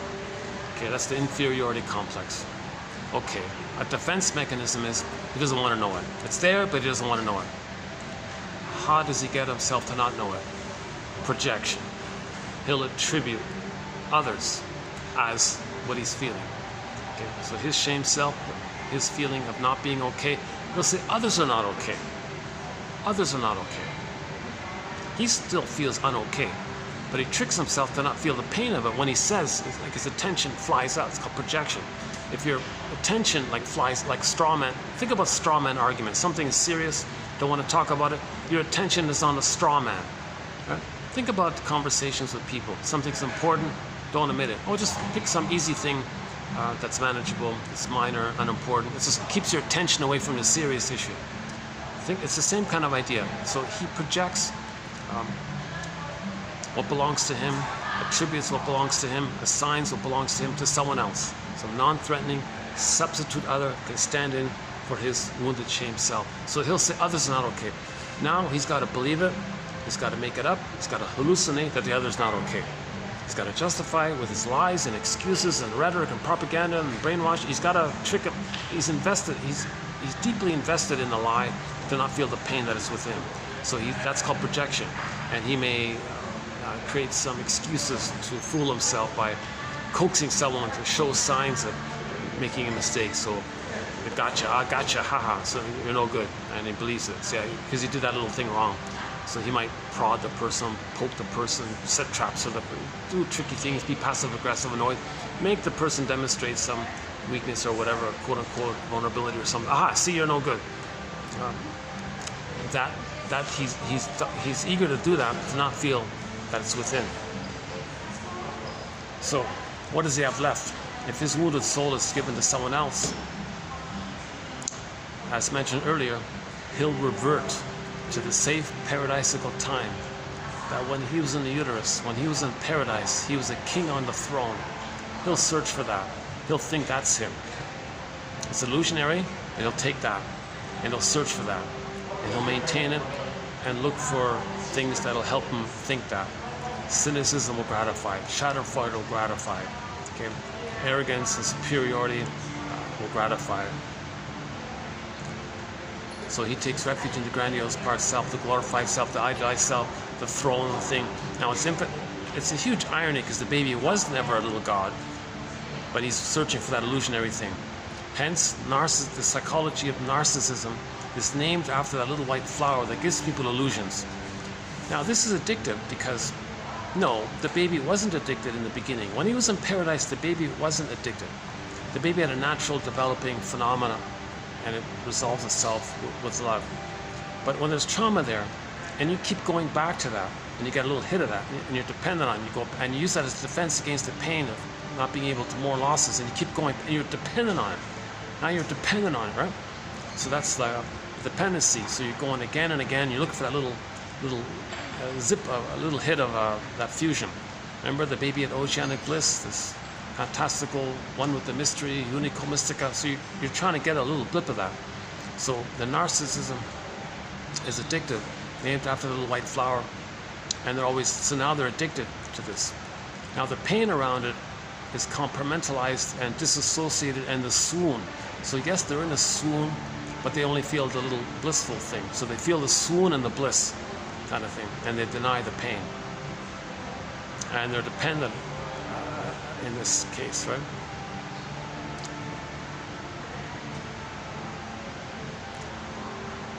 So that means to get their hit, so to speak, the brain chemistry hit, it's dependent on them believing that others are no good. So prejudice can come from there, scapegoating can come from there, etc. Because they're addicted. So they find a scapegoat to preserve the psychology, to get the little blip, neural brain chemistry blip, and they're addicted. So they're addicted to hate and greed and envy.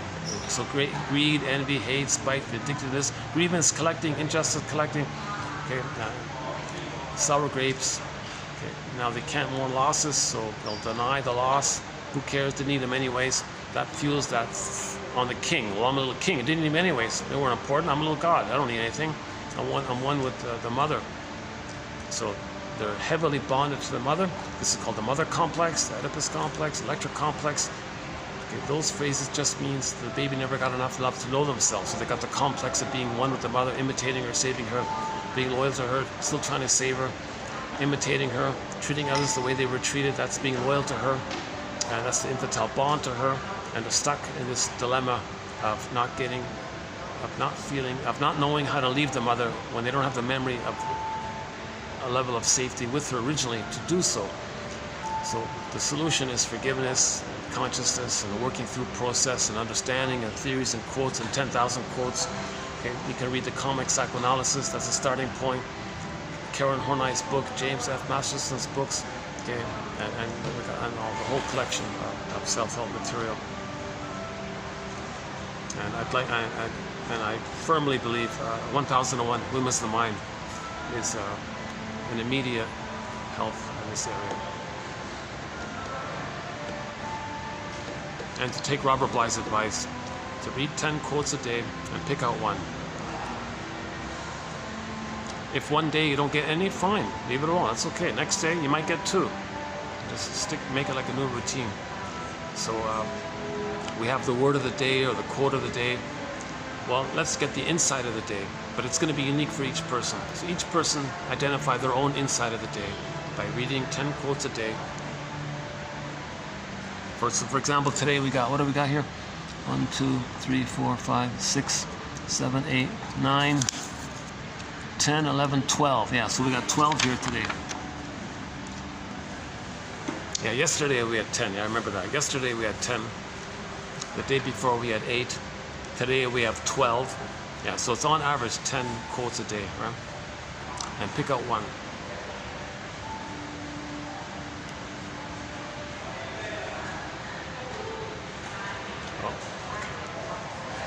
I gotta remind myself to forget that there's a big jumbo TV screen there flashing all the time.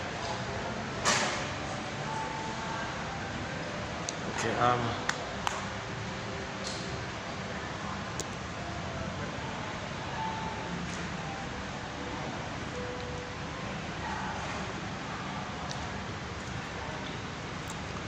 unthought known. This concept speaks to experiences that are in some way known to the client, but about which she has not yet thought. That is, experiences that are in some way known to the client, but are waiting to be found. In other words, the unthought known speaks to early schemata or templates for interpreting the object world that will then pre-consciously determine the individual's subsequent life expectations. Yeah, the blueprint, the schema, the blueprint, the template that leads to your expectations in life. Or another way to describe the unconscious is unconscious organizing principles. These pre-reflective principles are thought to organize or shape the client's experience of reality They serve as filters through which the client gives meaning to the world around her and to herself in relation to it. Another phrase is implicit relational knowing. That is a form of procedural knowledge about how to do things with others. Okay, a recent quote was psychic constellations.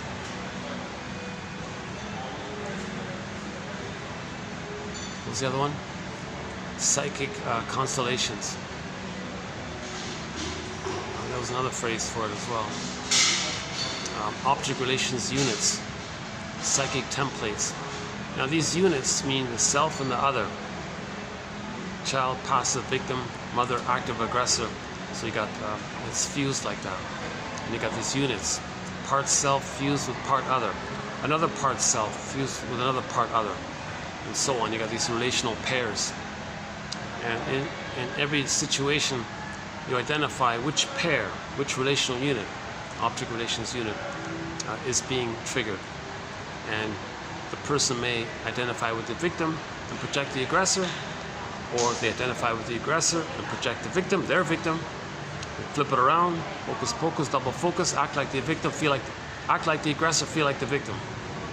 All right? So here's one thing about doublethink. The fusion is still there. Mother shamed the baby. It's fused like that. Later on, if they identify with the aggressor and see their shamed self onto others and replay how the mother shamed them, so they'll be negative towards others, being loyal to the record of mother shaming them. They're tied to the mother, they're bonded to the mother, they're loyal to the mother when they shame others, because they're replaying the record of mother shaming them. They're stuck replaying that fixation with the mother. When they do that, on some level, they are reminded of the pain that the mother gave them. So, they shame someone in the present, they'll say the victim they just hurt in the present is the mother who hurt them in the past.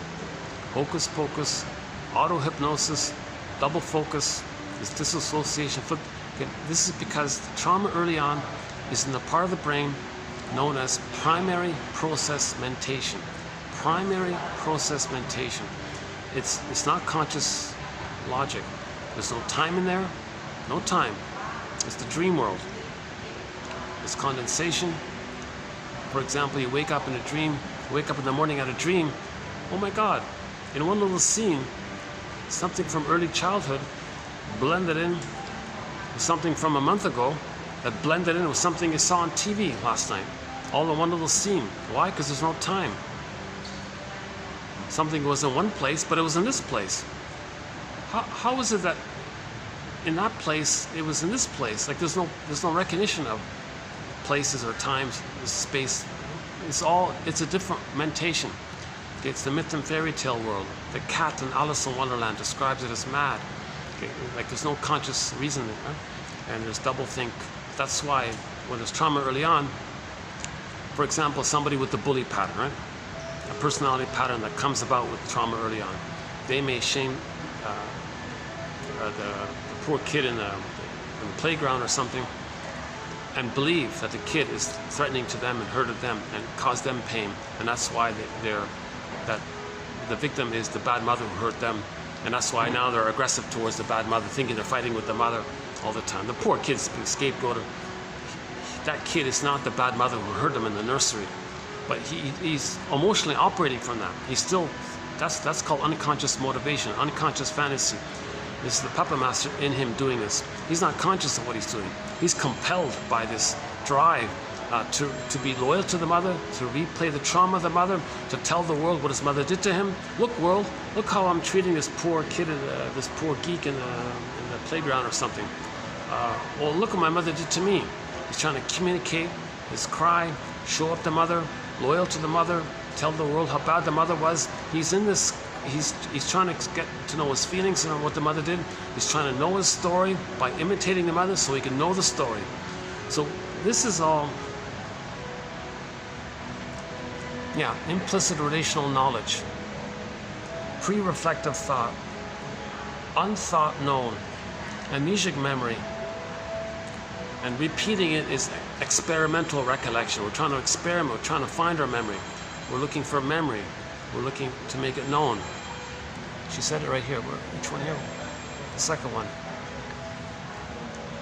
Yeah. Experiences that are in some way known to the client, but are waiting to be found. You see, that's make the unconscious conscious. Right? Experiences that are in some way known, that's the unthought known. It's known, but it wasn't thought. It wasn't mentalized. It wasn't symbolized. It wasn't reflected upon. It wasn't mentalized or wasn't conceived somehow, but it's known. And it's waiting to be found. Waiting to be found. The ghost is waiting to be found. The ghost doesn't want to be a ghost. The ghost wants to be seen. You want to identify it, see it. The ghost is laid to rest. Your life force can be freed for the present, not bogged down in the past.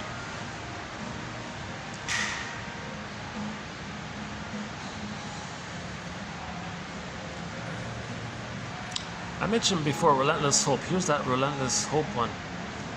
To replace her relentless hope with acceptance of just how powerless she really is to make the objects in her world into the good parent she never had reliably and consistently early on, and to relinquish her compulsive and unwitting need to play out again and again on the stage of her life her unresolved childhood dramas, and gradually to replace those dramatic reenactments with more responsible ways of acting, reacting, and interacting.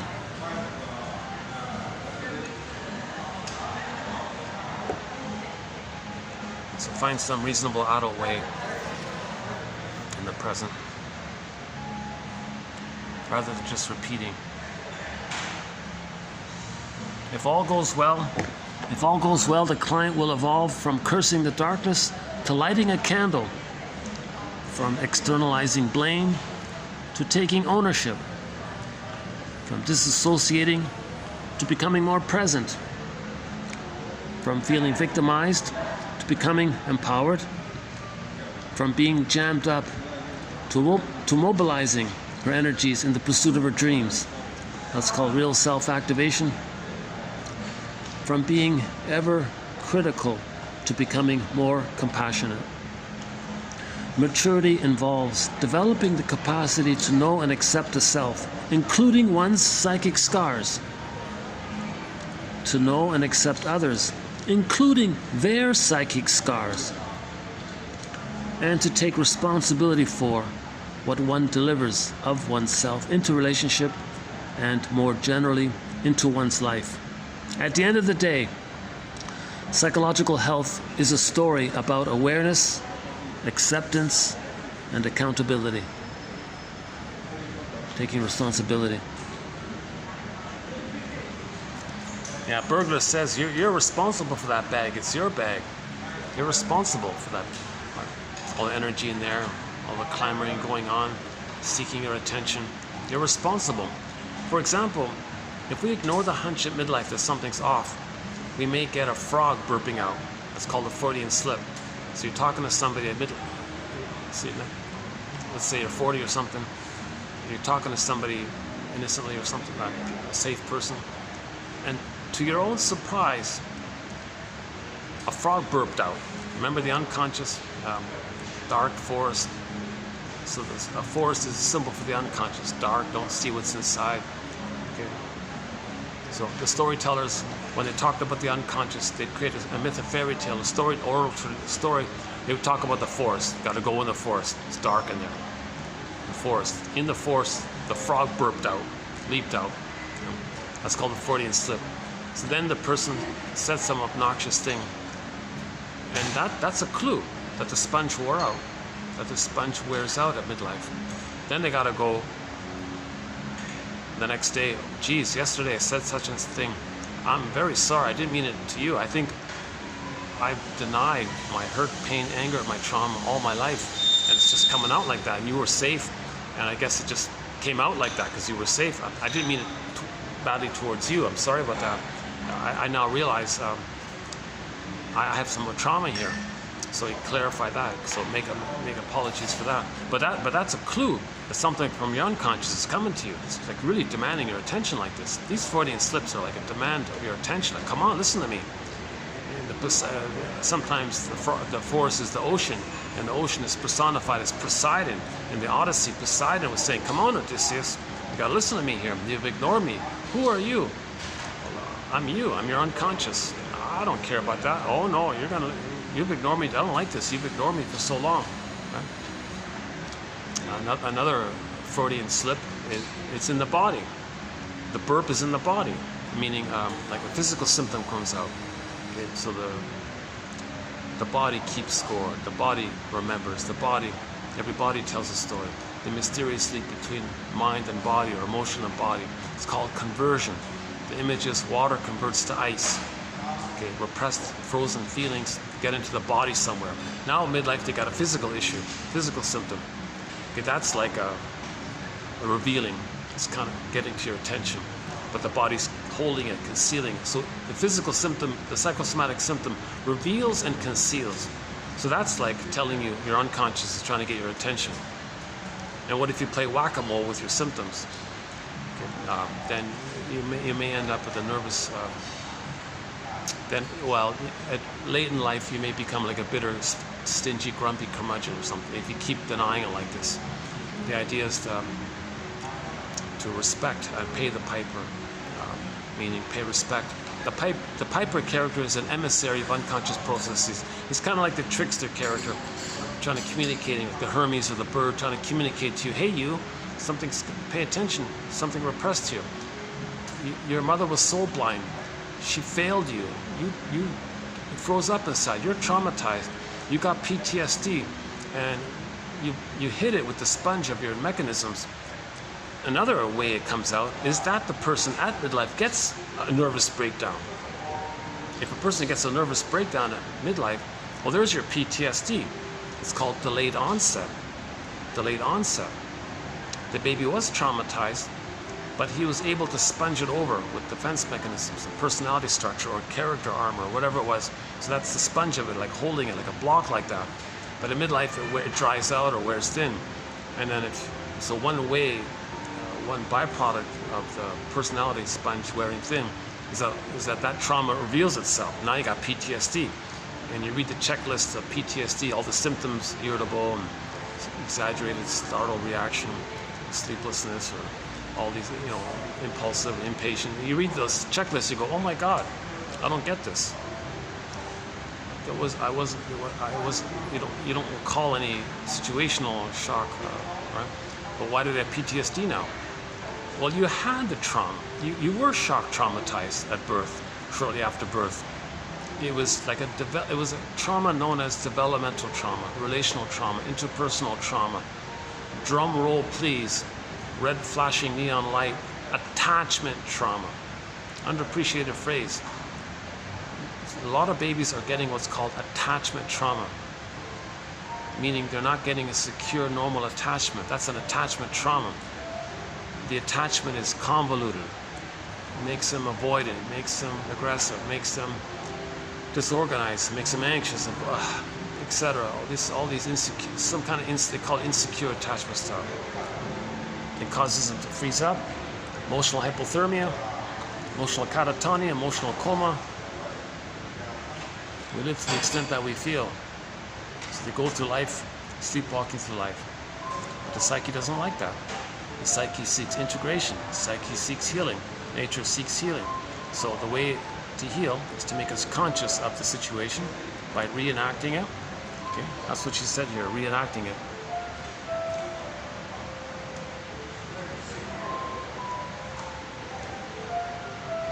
Yeah, this one here, dramatic reenactments. This one here.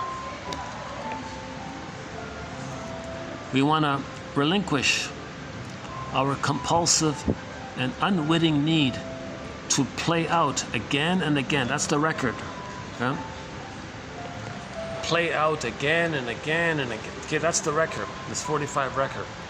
Every neurotic is a music enthusiast, but he only has one record, which he carries with him everywhere he goes. Every time he sees a turn player with never-ending fiery ardor, he plays again and again this old record. He's in the past, crying for mother's love.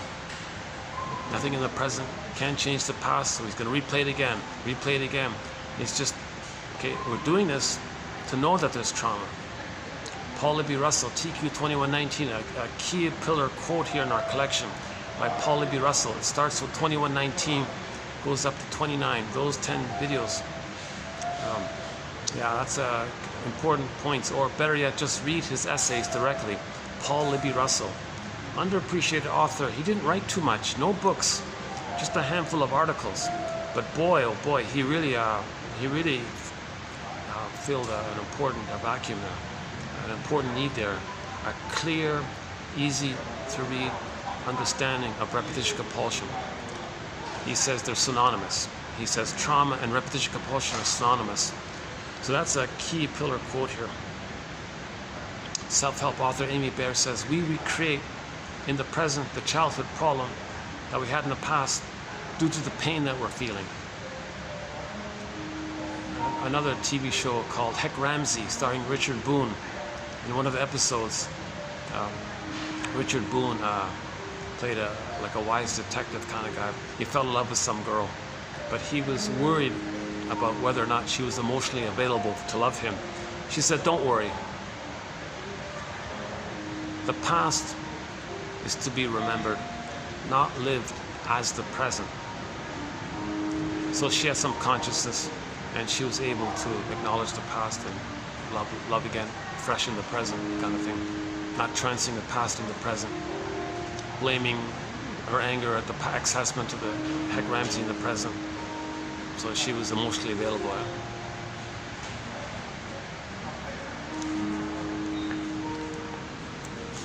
To relinquish her compulsive, never-ending fiery ardor, compulsive, unwitting, knee-jerk, Johnny one note, need to play out again and again on the stage, see the stage, right? Psychodrama, on the stage of her life. Her unresolved childhood dramas.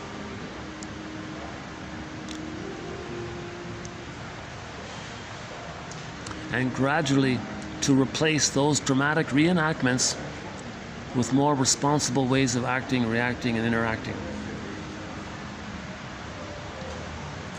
Ginger Rogers, yeah, another film quote from Lady in the Dark, played by Ginger Rogers. She went to the shrink guy and he said, one second.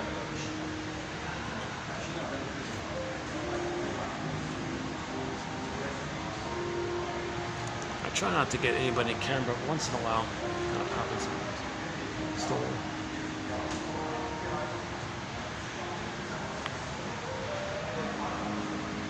Let's see what time is it. It's going to get dark soon, isn't it? 5 o'clock. Yeah, I've only got half an hour here. Look at that. It gets dark here very quickly. And Ginger Rogers said, I'm amazed. I'm totally like, whoa. That my adult life is dictated by old childhood fears, old childhood unmet needs. And my adult life is dominated by that past. She went like, whoa.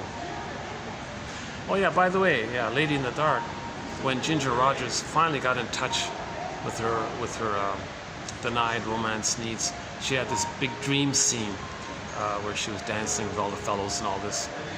In the latest episode of Drop That Diva, they did a tribute to that. So the last episode, the opening scene with Jane, she was like that. She was a workaholic for 3 years. And then at the end of the season, the opening scene was she started dating this guy. So she's had these dreams in a similar way that you're feeling something new and it's refreshed. It's triggered up wish fulfillment. So she had like a romantic thing. So it's touching into the wish fulfillment, so you get the dreams. So it's triggering your wish fulfillment dreams. So it's kind of linked like that, right? Like so, like something you experience in your daily life might be elaborated in your dream life to feel what you're trying to feel in the present. Sometimes our dreams we're trying to feel what we couldn't feel in the day. That kind of thing. So yeah, it was interesting. I was reminded of that. What's it called again? The episode's called Change of Heart. Yeah, that one there. Change of Heart.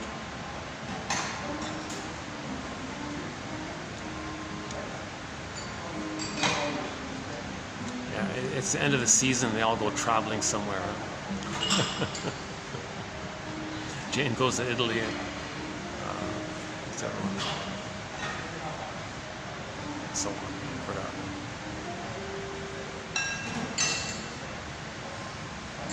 Yeah, that episode was like more soap opera. It wasn't really much. It wasn't too psychological, except for the dream sequence. That's the only one. Right?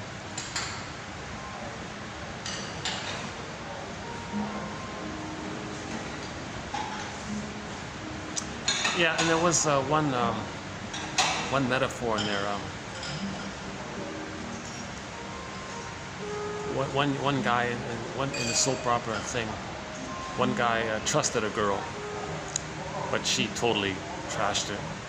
So his friend said, "Oh yeah, your girlfriend took your heart, drenched it, poured gas. She took your trust. She took your trust, poured gasoline on it and lit it, and your trust flamed up. So you can't trust her again." Remember another zinger in there was.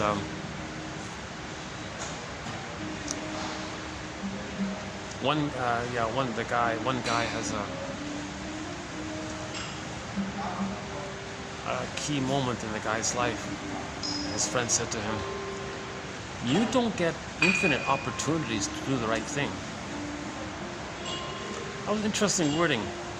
She said, "You don't get infinite, endless." See, he's appealing to his narcissism. He thinks he's a little god, infinite, and he can do anything. You don't get infinite. So like a link there. She's mirroring and tapping in and hooking in to his idea that he's a little prince. You know, little guy. He even joked, "Yeah, okay, I get it. I'm not a prince." Yeah, so he started to turn around a little bit in that episode. You don't get infinite opportunities to do the right thing. So the rapport was established with that phrase. You don't get infinite opportunities to do the right thing. You want to do the right thing. Infinite. You're a prince. I'm not a prince. I want to be a prince. So he kind of turned around a little bit. Very interesting. It was a therapeutic, subtle little line there. I don't think anybody's noticed it. So those are two little lines in there, yeah.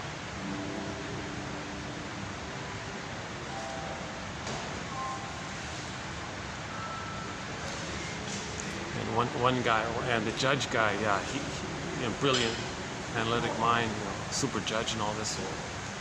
But he's totally puppy love, spellbound for Jane, staring at her with goo eyes and all dreamy. Oh, yeah.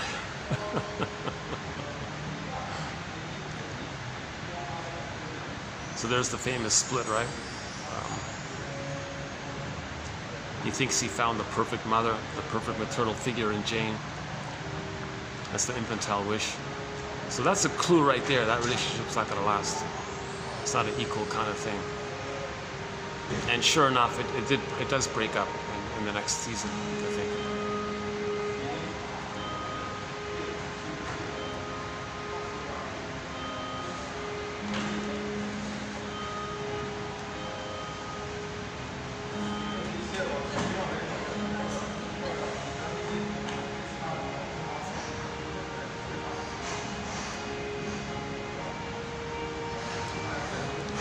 Maturity involves developing the capacity to know and accept the self, including one's scars, your trauma. To know and accept others, including their trauma. Okay, so three-dimensionality. Notice that your mother is a member of Homo Traumacus. We're all members of Homo Traumacus.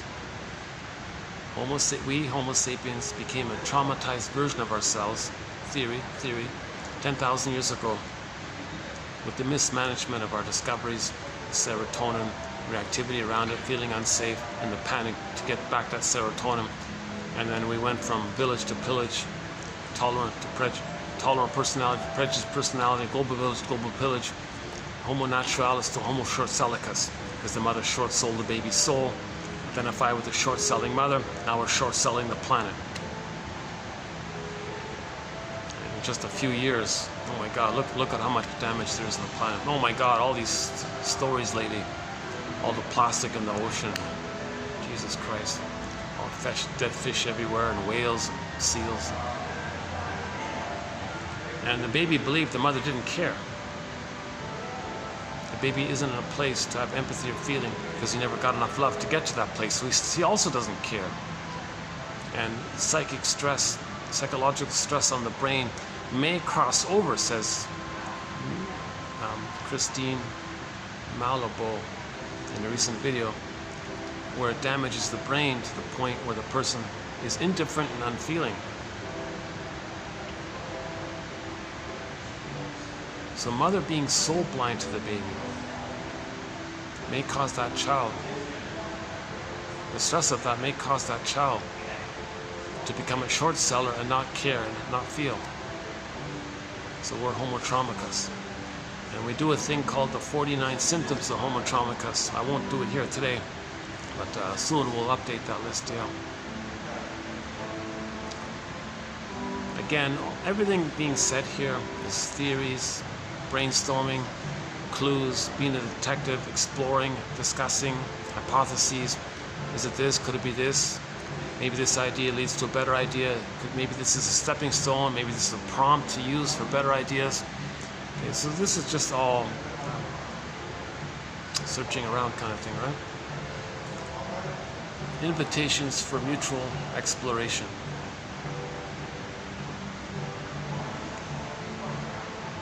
Maturity means knowing yourself and you're wounded. Knowing others and they're wounded. Everything's love or a cry for love. Most people are in the cry for love place. At the end of the day, psychological health is a story about awareness, acceptance, and accountability.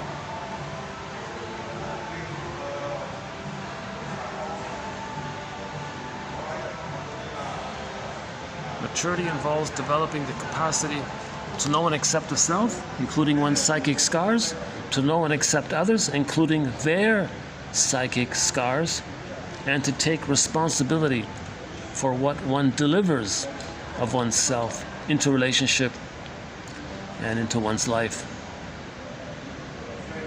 Psychological health is a story about awareness, acceptance, accountability. Oh, I see. She ended up on 3 A's. Huh? Awareness, acceptance, and accountability. Okay, just an accident.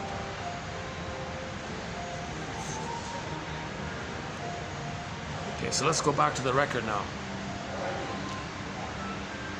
The record, the conflict was baby had a need, a wish. Mother said no, the pain, the fear, still there. Mother shamed him. So the event was, the drama was, or the experience was, mother shamed him. Mother was soul blind, misattuned, malattuned, he felt shame. Shaming mother, shamed self. The shaming mother is the active aggressor. The child, the baby child self was the passive victim of it. Victimizer, victim, or shamer, shamed. So there's the two characters on the pole there, like a relational unit. Okay. Rejecting mother, rejected child. Shaming mother, shamed child. That's on the record. That's on that 45. If the trauma takes place before 18 months, that means in new situations, they don't play themselves. They play the shaming mother who shames them. But remember, as said earlier, they see themselves onto others. So the behavior is they're shaming others, believing they're shaming themselves. That's replaying the record of mother shaming them. But they can't feel that pain, so they find someone else as a stand-in for them, like a drama thing. You play me, I'll play the shaming mother, and I'll replay the record, and they're loyal to the mother doing this. So this is all of the various personality patterns, or characterological armor patterns, whatever you want to call it, character structure, personality style, all the personality patterns that develop prior to 18 months, the bully pattern, Iago pattern, the star narcissistic pattern, the usual cookie cutter one. Like that guy, the Parker guy, he's sort of in that area. Exhibitionistic, selfish, greedy kind of. Although in that last episode, you kind of feel for him a little bit. He's starting to grow a heart. He's starting to feel. Interesting about that, yeah. So so there's a good example of somebody with a narcissistic pattern, maybe getting in touch with his feelings a little bit. And that was prompted by his friend saying that. You don't get infinite opportunities to do the right thing. That was a therapeutic statement for him. And that was a turning point for him. And now he's going to try to do the right thing. So let's see what happens in season 4.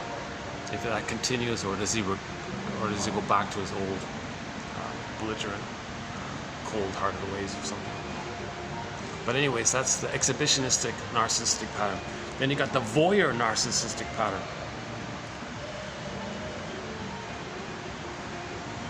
The clinging vine narcissistic pattern, the turtle narcissistic pattern, and so on. And oh my God, we don't really talk about the psychopath. Oh my God, that guy who said, I can't talk about it. So those way more extreme cases, the criminalic area, the 5% or whatever, the 2% or whatever it is. We don't really have many quotes in that area. It's sort of out of my zone there. Let's let the professionals deal with that. But those are the ones who say something's only wrong if you get caught, right? These are the ones that say, the flu. I remember I'm posting this in the year 2023, and between the years of 2019 and 22, during those 3 years, there was a variant of the flu, some kind of, that went around, that had the most damage to senior citizens with health issues, and it seemed to be that it maybe the added stress of it knocked them. And one psychopath said, there's a financial opportunity to be had here with the culling of elderly dependents. That coldness, that's so cold, that ice cold thing to say. I have a hard time. I feel really disturbed by that, imitating him, thinking that. And I didn't believe someone actually, was it fake? Was it real? Sure enough, I looked it up. It's in there. It was published in one of these propaganda. You got to be a subscriber, so I didn't. But other people wrote about it, so I read other people's reports on it, and it was consistent, and they quoted it directly. That was his actual words. The culling of elderly. So so that whole psychopathic area, antisocial, cold, callous, unfeeling. Jesus Christ. So, see, maybe the bottle might do that.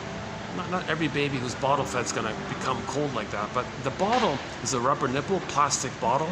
What's the baby relating to? There's no rhythm of safety. There's no nerve lines in the rubber nipple going to the mother. Baby sends a message. The rubber nipple stops there. The plastic bottle, stone. Now, he's merged with that.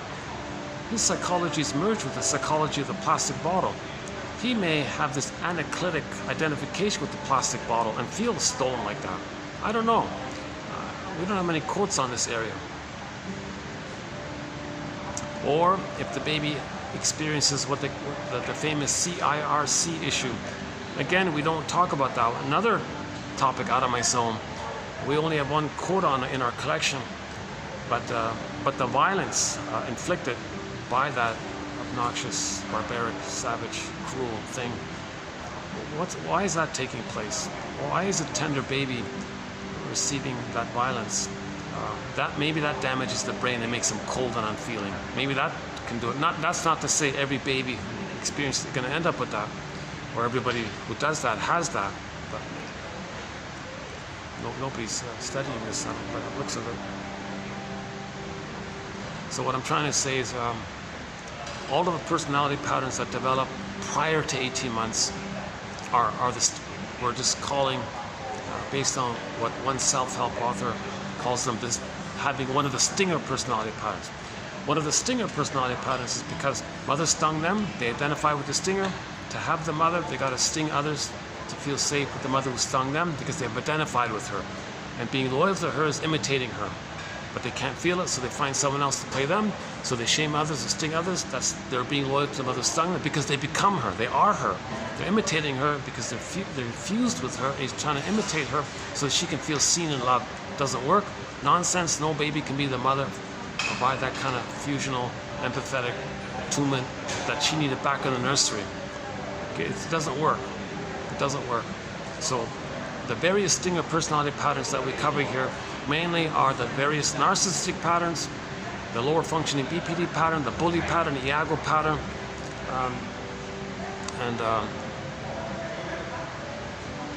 those are basically it, actually, to tell you the truth. And the other ones, the more severe ones that I briefly tried to talk about just now, it's hard to talk about those criminalic, antisocial, that whole. And one speculation, Klein said something interesting about the violence. We don't have a thread on that as well. Sort of out of my zone, but Klein said something recently. Remember when the baby is enraged at the breast mother and had oral greed and projected his rage and oral greed onto the mother? Klein said that the baby's physiological discomfort with the mother in the area of digestion, like he's constipated or something. He says the mother's constipated. He identifies with her. So he's constipated. So if he's violent, maybe he's trying to like relieve himself or something. So somebody like that, that's for them. That's an inference that maybe they had, as a baby, they had a lot of digestion problems due to the stress of mother's misattunement. And then mother was doing all these things to, and there's complications in this area. And there's a memory of it. The baby's natural response was he felt too much stress with the mother to have a natural, because under stress, the digestion system is going to be, it's not a priority, right? So it's not going to function properly. So he's constipated. No, the mother's constipated. Identifies with her.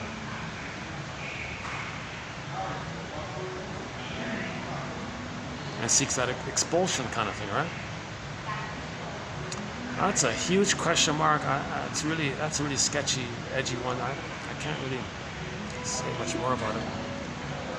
Sometimes I have to start somewhere. Sometimes when there's a new theory, I start off with something really like, whoa, and maybe leave it alone, and maybe a year later I'll update it, kind of thing. But that quote we have from the CIRC, fill in the blank, that one, that quote was about, well, that's violence on the baby. They identify with whoever inflicted that violence on them and inflict violence on others to say, my mother gave me violence. Now, when the baby comes out and someone else inflicts the violence, the baby thinks the mother did it. It's just one there. So they can't differentiate if some stranger did the violence, some guy, a long beard, or Jesus Christ, someone who looks like sunglasses, someone who looks like, what's that band? The three guys with the long beards.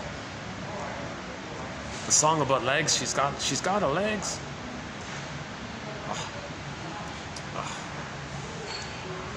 So imagine the baby comes out, and one of those singers from those bands with the long beard and black sunglasses, some scary kind of dude, and inflicts violence on the baby. He'll think the mother did that. Identifies with the mother, acts like her, to be loyal to her. Look what my mother did to me. So if they're violent towards others, they're saying they experience both emotional violence and physical violence. Now, Jeanette Perez says that the emotional violence, the brain's physiology interprets that and responds as if it were the same as physical violence. So even if there isn't the CIRC, if there's too much emotional violence on the baby, he may act in a physical violence way as a symbol for the emotional violence. Again, this is all just out of my zone here. This last little stretch here, this is out of my zone here. I'm not really covering this material. I don't know why I'm going there. I feel like maybe we should try. Because as we speak, very cruel things taking place. Millions of people are being forced to leave their country. And, in the process of destroying everything, 20,000+ were just murdered in vicious cold blood. Babies buried in the rubble, bleeding and dying, mass graves. And all these millions of people are trying to escape, and the refugees living in tents and home.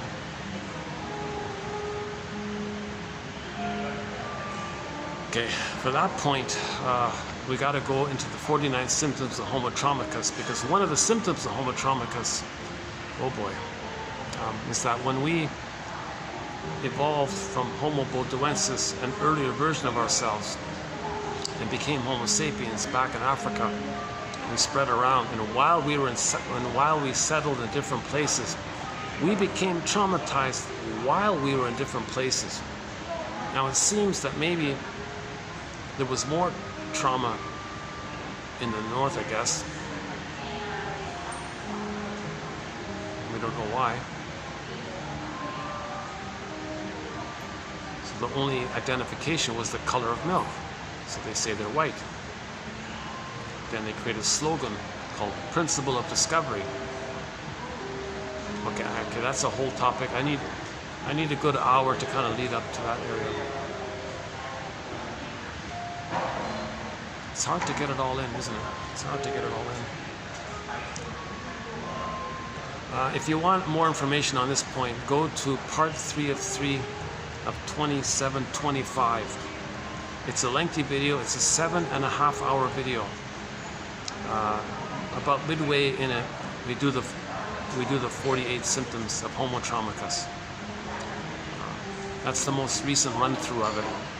But I needed 2 hours as a build-up to it, so I recommend listening to the first 2 hours of that as a grounding, and we offer all the theories and constructs to support the speculation that we're homotraumicus and the recognition of it via the symptoms.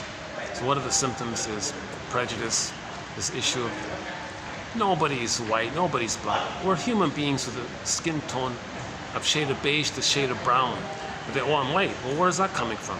Because milk was white, and you're one with the mother, but the mother hurt you, but the only goodness was milk, and I was white, so you say, no, you're a person with a shade of beige tone of skin. So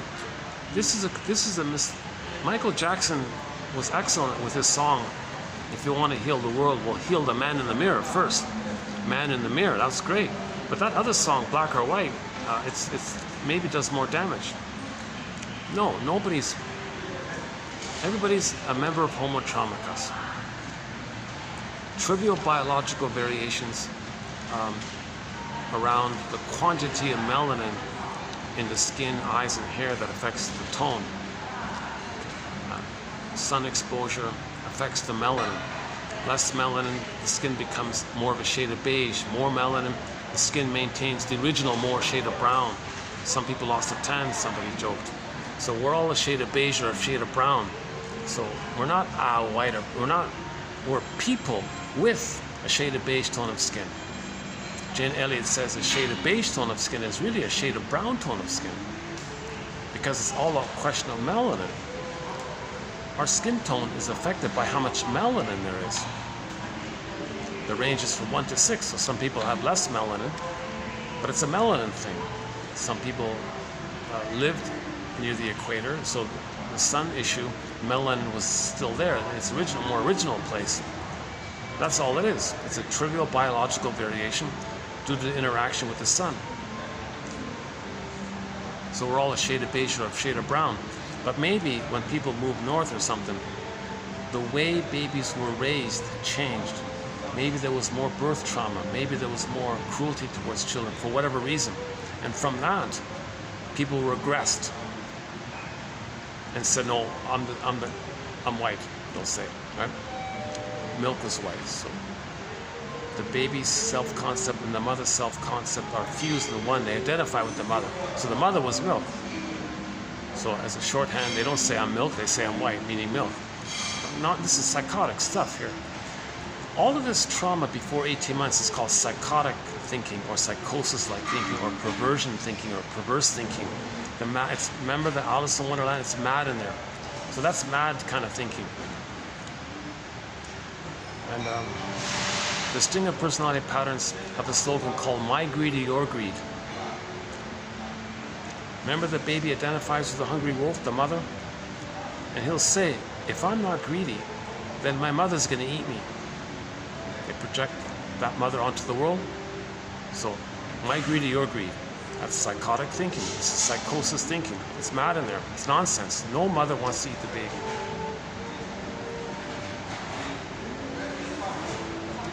Okay? But in the imagery there, the baby projects his rage and greed onto the mother and thinks that as a coping strategy to not feel all the stress of the child thinking he's not going to make it. If the mother's abusing the baby, he thinks he's not going to make it. So that's a very scary situation. It's called persecutory anxiety, the Furies, etc., screen painting, Edward Bunch. So to cope with that, he says the mother's a monster. That helps to buffer and manage it because he can see it like that. It's not know it within, so he creates an image like that. But that's not real. We can forgive the baby for their tender, helpless, passive, undeveloping brain and thinks in wild images like this. The baby's helpless and powerless. The mother's this giantess in the nursery from the baby's perspective. So already you got the giant there, the monster there already. Just from the sheer physicality, right? Babies. Let's see. I can see a mother holding a baby just beside me here. I would say, how many times? 1, 2, 3, 4, 5, 6, 7, maybe 7 times, 8 times, 10 times. That mother is roughly 10 times bigger than the little baby she's holding. So from the baby's perspective, the mother's 10 times bigger. So imagine a 10-story building being a monster like Godzilla or something, or King Kong or something, stomping around your neighborhood, threatening you, angry. That's the baby's perception of what's going on, and he has that imagery going on. So later on he says, well, my greed or your greed? If I'm not greedy, my mother's going to eat me, so I got to be greedy. Okay, let me refer you to the last video, because you know what? In the last video, 2735, I spent a fair bit of time covering many of the features and traits and beliefs of those with the Stinger personality patterns. Okay.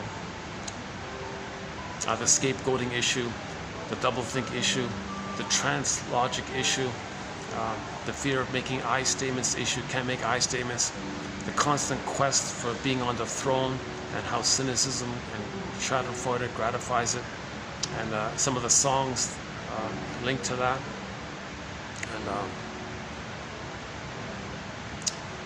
and how love, affection, and the quote-unquote human side of being human hasn't really entered the psychological picture yet, and the derailment, the complicated grief, the inability to grieve, and the scapegoating, if it's between friends, and if it's between a couple who gets married, they scapegoat the baby. So this emotional triangle issue, Mary Bowen's family system. So we covered some of this material in the last video. So can I refer you to the last video for more information about the Stinger personality patterns?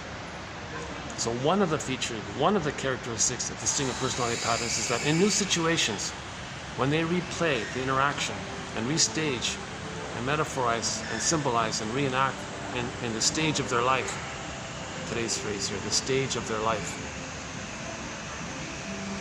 a dramatic reenactment of the original scene. The original scene was mother shamed him, exploited him, hurt him, soul blind to him. They pillaged his soul, plundered his soul, didn't care, exploited him. Okay, mother did these things to the baby from his experience. Remember, it's the experience of the baby that counts, not the actual intention of the mother. It's his experience. It's what's going on with him that he records, and he's got to cope. So in the baby's experience, the mother hated his goodness. There's the envy. Mother was greedy. There's the greed. Mother used him, so she's corrupt, exploits her power, didn't care, cold, soul blind, exploit, damaged the baby's soul. She's the damager. So in new situations, they identify with the aggressor. Others can play them, but they believe they're being loyal to the script while they shame them, so they shame themselves. Remember, the fusion is still there. Mother shamed them. New situation, they're going to shame themselves. But to deny the pain of that, they find someone else as a distraction. Okay? So there you get the superiority complex. There you get the psychic emotional sadism as a defense against not feeling the emotional masochism, and the inferiority complex. The inferiority complex and the emotional masochism are still there, but acting with schadenfreude and grandiosity, okay, the superiority complex and emotional sadism is a technique to not feel the underlying emotional masochism and inferiority complex. So if someone's crude and cruel outwardly, that's their defense mechanism. That's their defense mechanism that reflects their trauma. Okay? That's their psychic scar. Okay, so the toxic masculinity routine, or the bully pattern routine, or the belligerent routine, or the machismo routine, all this stuff, that's their scar. That's their defense mechanism to not feel the emotional masochism, okay, meaning the painful bond to the mother, attachment to the mother. They can't feel that, but it's there. The shame self, the inferiority self, that's still there. But to not feel it, they act like the aggressor. And when the person acts like the aggressor, that's the toxic masculinity, the emotional sadism, the schadenfreude, the cynicism, sarcasm, inferiority complex, negative towards others. Okay.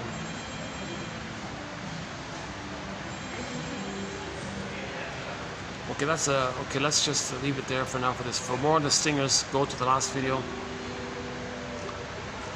If the child can hold on to his soul post 18 months, okay, then when he replays the record, it's direct.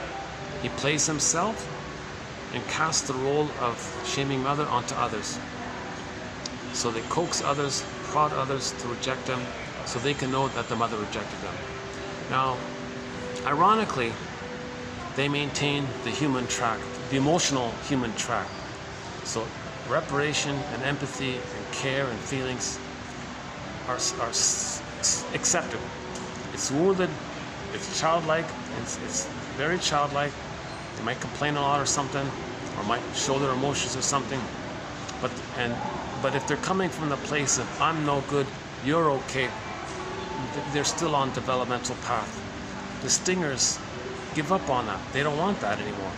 They just want to play infantile God and reject the human side of being human and just maintain the addiction to superiority, schadenfreude, and all this. And it's addictive. Hate, greed, envy, these are addictive things. And they're lost in it, and it's just too exciting. It's too much jocose. Maybe there's morose and bellicose and comatose. The comatose is the hangover, but it just circles around again.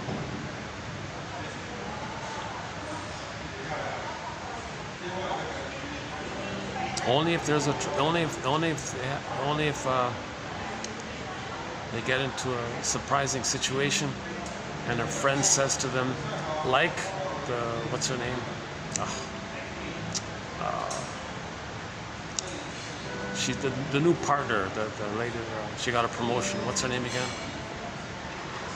Yeah, so she's the new partner. The young lady said to the guy, the main guy, the owner of the place, you don't get infinite opportunities to do the right thing. That appealed to his narcissism. That line appealed to his narcissism. It was kind of like a slippery trick to get him to do the right thing, to get him on track. That was, let's post that quote. Yeah, I'm gonna put that quote down now for the next video. That quote will be in the next video, 2737. You don't get infinite opportunities to do the right thing. That's a quote from the TV show Drop Dead Diva. Yeah, that's a good one.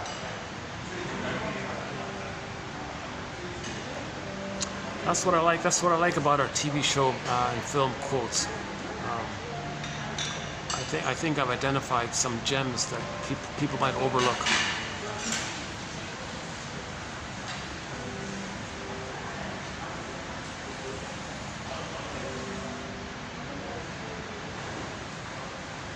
Oh, there's that TV screen there.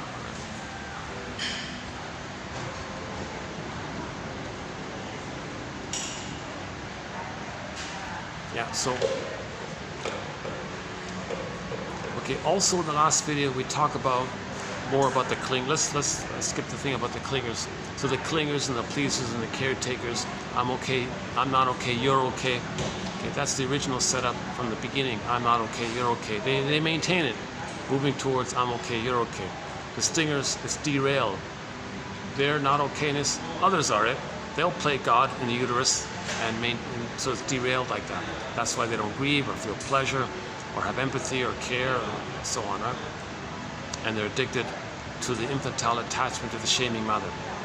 That's emotional masochism, denied via a defense mechanism known as a reaction formation of it, like a counterphobic expression of it, It's there, but you express it in its counterphobic expression called reaction formation.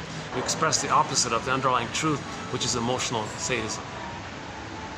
So the stingers are the emotional sadists, but they're also the emotional masochists. The clingers don't do that defense of the sadism. They maintain the emotional masochism. So if the clinger marries the stinger will shame the clinger. But they're both masochists. But the stinger denies it by being the active aggressor. The clingers maintain the original setup of the victim place.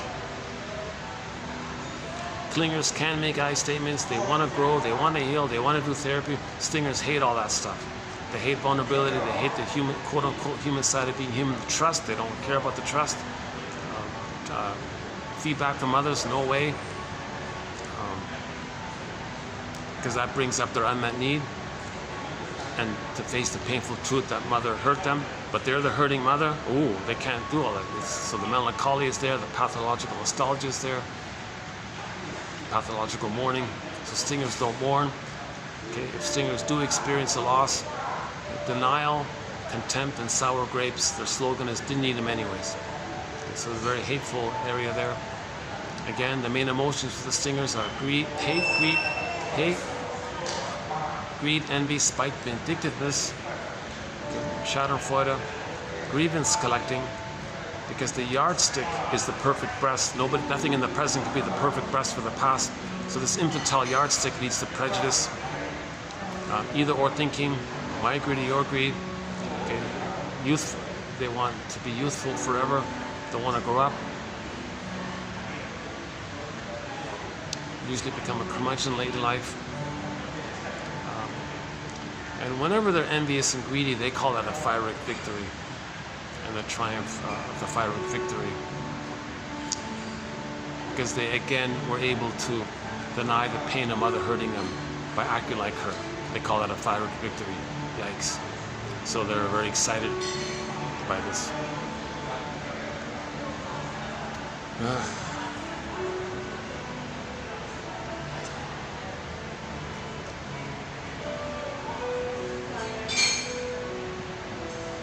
You are determined not to cry. You would like to think that you could get better without having to deal with just how disappointed you are. Speak first to the healthy force within the client and then his resistance. Quote, you know that you are sad, but you are determined not to cry. Quote, you know that eventually you will have to face the reality of just how disappointed you are, but you would like to think that you could get better without having to deal with that.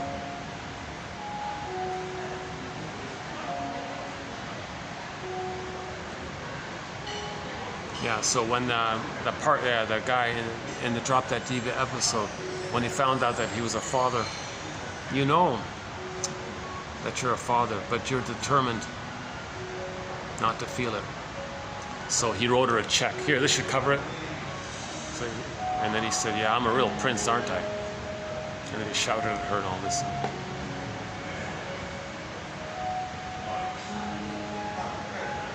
Yeah, that was a good line like that. Yeah, when he admitted it and cynically said, oh, I'm a real prince, aren't I?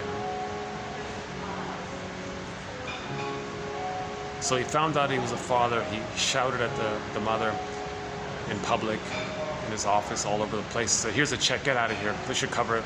What, you want more? Oh, Jesus Christ. And she cried and ran away and all this. The guy's an idiot. You know? The mother's a beauty, right? But the turning point was when the friend said, you don't get infinite opportunities to do the right thing. So, in other words, she tricked him to use his narcissism to do the right thing. And if he does the right thing via the trick, he might start to feel better that he did the right thing. So he had to be tricked to do the right thing.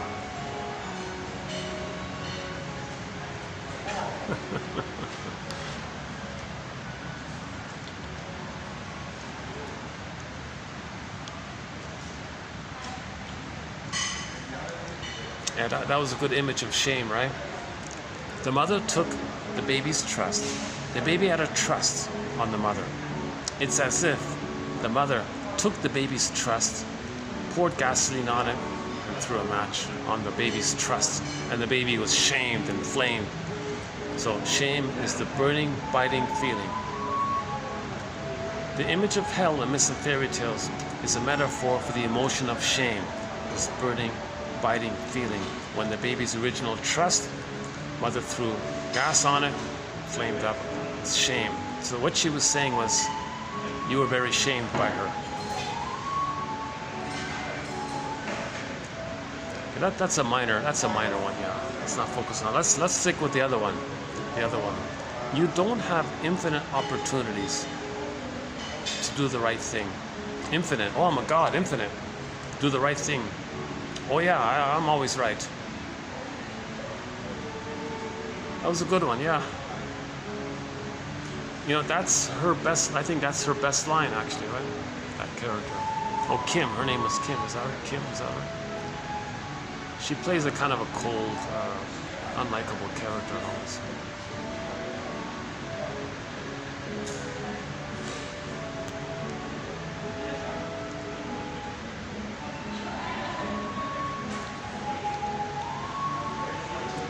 Oh yeah, but she did the ultimatum.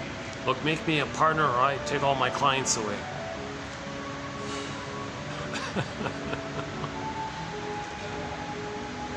And it worked, and she got the partnership. Right? He fell for it because of his needs to. So the conclusion was he's gonna try to make it right with the girl and his son and all this.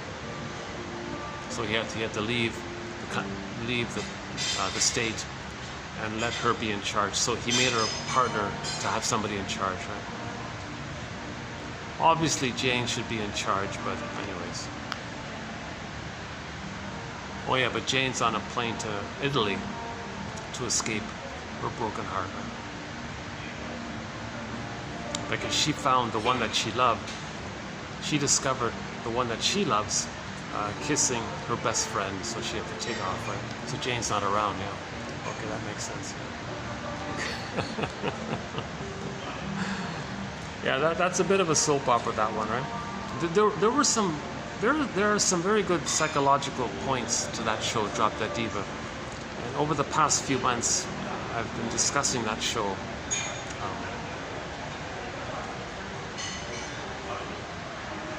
So that's the most recent one, you know.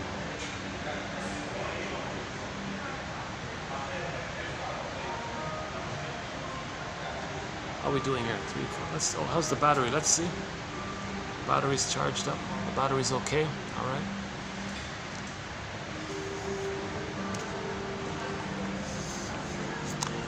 When something cannot ultimately be processed, integrated, and adapted to, the client may well become entrenched in a particular defensive posture that will then come to define her characteristic stance in the world.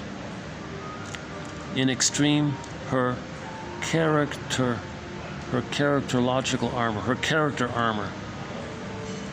The client's dysfunction is there for a reason. The dysfunction is there because the client was exposed to experience early on that he or she was unable to process and integrate. How she chooses to live his life or her life will ultimately be a story about the defenses they mobilize and to which they cling in order to avoid the pain that was too much. So part of our life story is writing down our defense mechanisms. Yeah, mine is emotional eating for sure. When I feel triggered, I might run to the fridge and look for some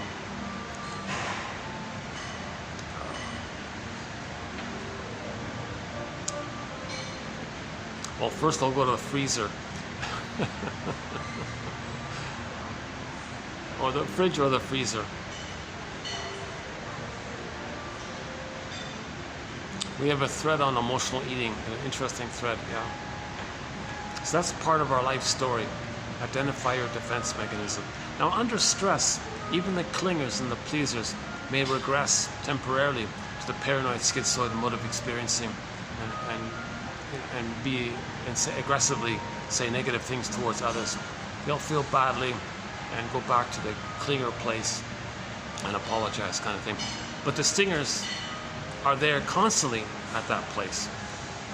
They can't apologize. They don't have gratitude or feelings of sorry or regret. One of their slogans is never, no regrets, never sorry. Number one all the time. These slogans like number one, I'm special, I'm accession, just the superior, in other words, the superiority complex, whatever variation or form it takes, that's a sign of trauma. That's a defense against the pain of being traumatized. Taking refuge in the old, archaic image of yourself that you had in the uterus when you thought you were on the throne and the world was your oyster and you ruled the world. And that obnoxious song about ruling the world. They think in that place.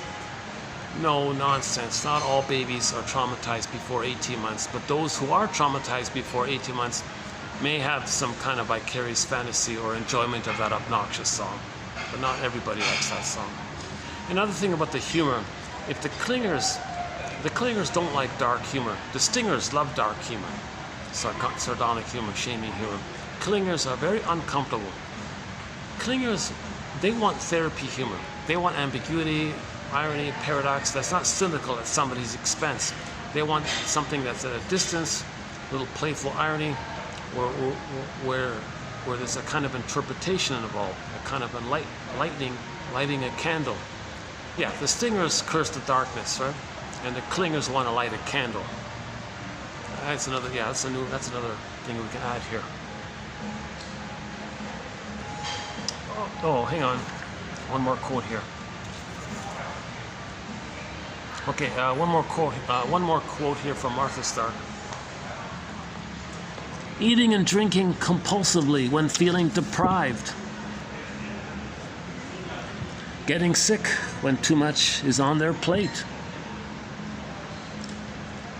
Becoming addicted to television and living vicariously when lonely.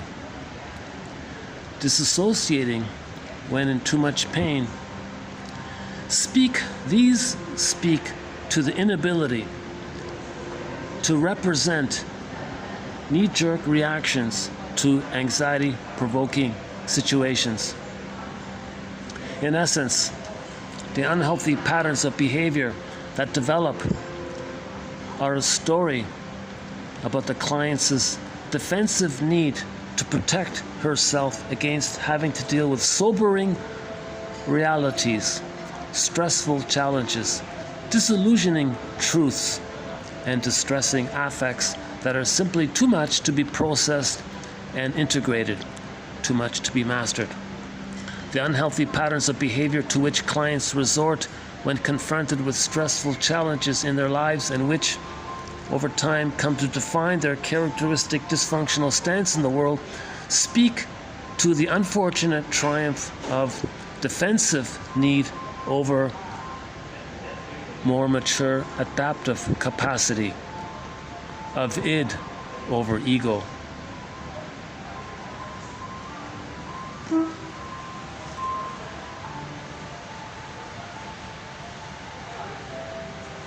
So that's the puppet master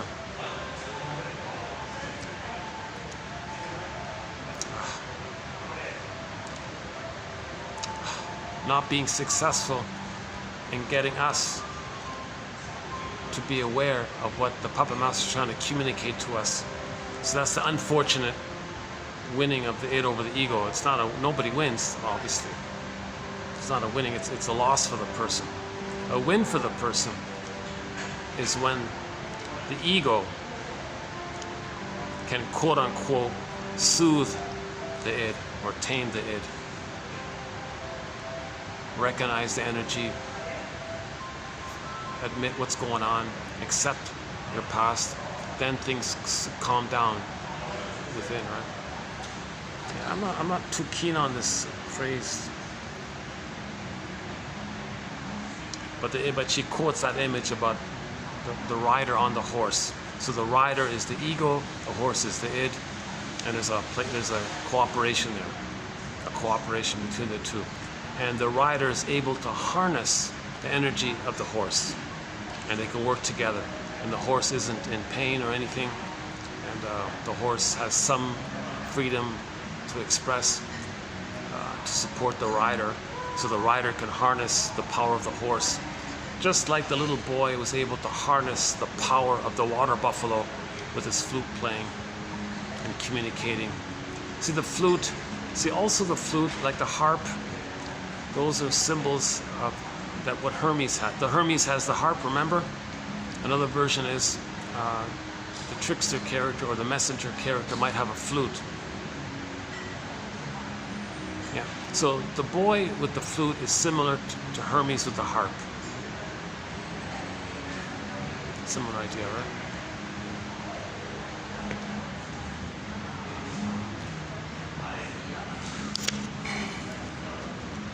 Yeah, eating and drinking compulsively when feeling deprived. Well, in a way, that's the id over the ego. Getting sick when too much is on your plate. So you're slowing down, right? So these are people who get sick because they work too much. The only thing that slowed them down was to get sick. So that's the id doing its thing. The ego couldn't manage the person's busy lifestyle, and he denied the id. Well, the id pulled him down, made him sick, kind of thing. Becoming addicted to television and living vicariously when lonely. Yes, if you're lonely and you're living vicariously through the soap opera shows, well, that's the id triumphing over your ego. Your ego is meant to recognize that you're lonely and you do something about it.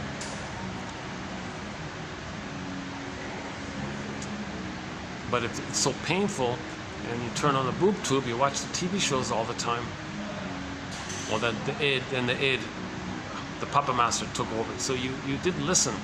You didn't listen to the puppet master. You didn't listen to your soul. You didn't listen to your repressed self, your secret self. In the Pied Piper story, this is seen when the mayor kept saying, I want narcissism, I want fame, I want prestige. Okay, the mountain opened up and the children went into the mountain because he didn't listen to the Pied Piper. His land version was Truco. He didn't listen to Truco. He didn't listen to the Pied Piper. The Pied Piper said, look, he's He's not listening to the soul. So the children went into the mountain, right? Enter Emily Dickinson's poem, 1702, Fame is a Fickle Food. The crow didn't even want it. He flew, with ironic caw, he flew past the crumbs, went to the farmer's field, but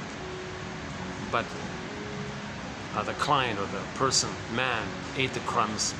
And okay, you can read the poem, 1702, Emily Dickinson. Okay, likewise, disassociating when in too much pain. Yeah, so you feel stress and you're just daydreaming, lost in thought. You're disassociating, absent-mindedness. Oh, that's the id, flooding and overwhelming the ego. The ego couldn't contain it. You want to strengthen the ego. You want to strengthen the basket, then the egg can be in there. If the basket is all frailed up like a scarecrow, then the id is leaking out, doing its defensive things, knee-jerk reactions. In essence, the unhealthy patterns of behavior that develop are a story about the client's defensive need to protect herself against having to deal with sobering realities. Okay, sobering realities. There was a loss. The work of mourning is about remembering, admitting. You say it, that was a loss. You say it, that was a loss. That's a sobering reality. You had a loss, but the sting of personality said, "Oh, didn't need it anyways. Get over it." They don't accept the sobering reality. Stressful challenges. Disillusioning truth. Okay, disillusioning truth. You're not going to find anything in the present to give you the experience of having been loved back in the nursery. That's a disillusioning truth.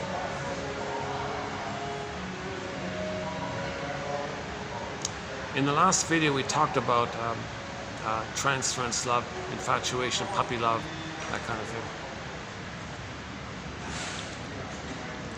And distressing affects. Yeah, so you feel something and you minimize it. I think you must be enraged by this. Oh no, I'm just disappointed. Okay, so that's a defense mechanism. You're gonna minimize it like that.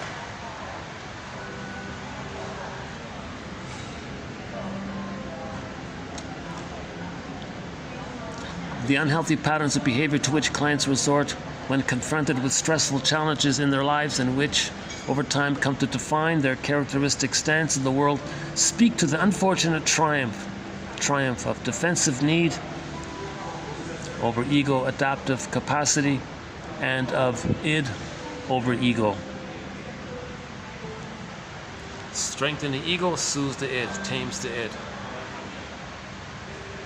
Strengthen the ego, strengthen, repair. Okay. The damaged ego is submerged. Okay. Kind of bring it up, repair it, strengthen the ego, build the ego, repair the ego, enhance the ego. We want a strong ego, not a big ego. The phrase big ego refers to egocentricity. So there's a confusion around this word ego. In psychoanalysis, ego is the thing we're trying to repair. If the ego is damaged, then a person might have a big ego, meaning egocentricity and narcissism. If a person has a healthy ego, then they don't have a big ego. A strong ego means you don't have a big ego. A weak ego means you may have a big ego. So you gotta consider the context.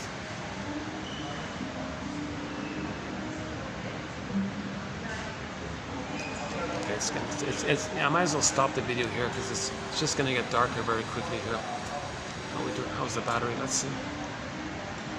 Battery's okay. 6 o'clock. 3.5 hour video. Not too bad a video, right?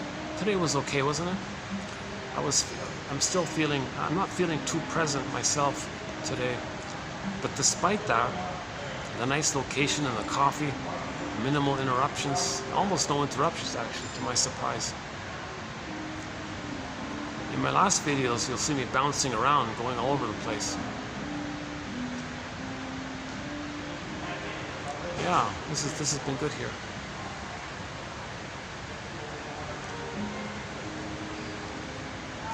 You know, I could take a peek. Maybe we can take a peek on the 4th floor. Hold on a second.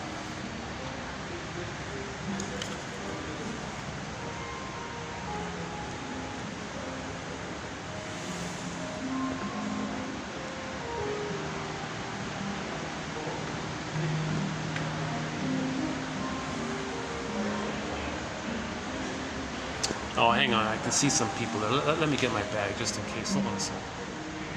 Give me a second to pack up here.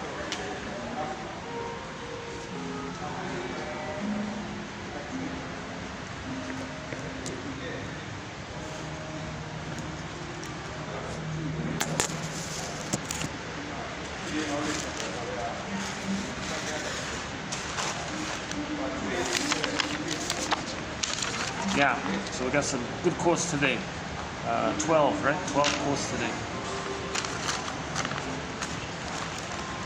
Way to go, Martha Stark. She's been awesome. Yeah, three videos with Martha Stark here.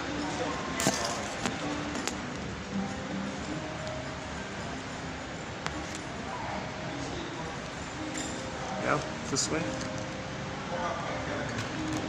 Let me return the cup here in a second.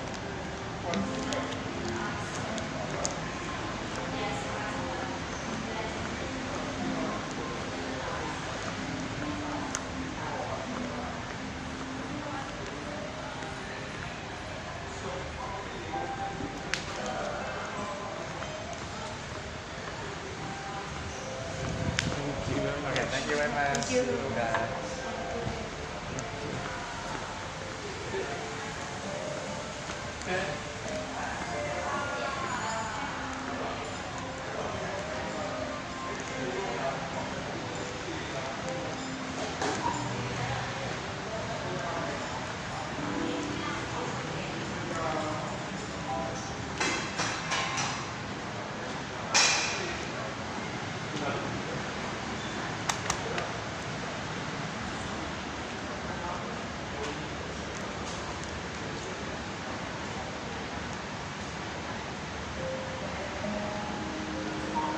Oh, they've got a new tree here.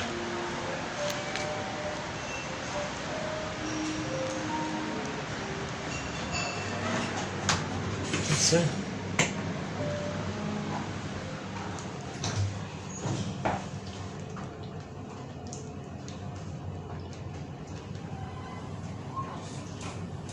So we're posting this in the year 2023.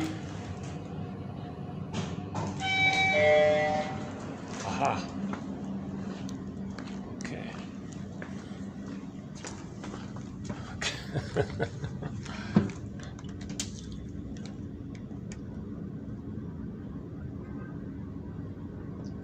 Go to YouTube and look up the song "If You Won't Leave Me, I'll Find Somebody Who Will" by Warren Zevon.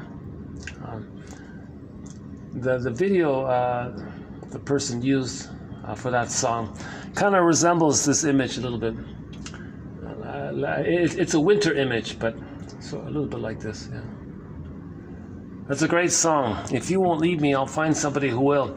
That's an excellent song.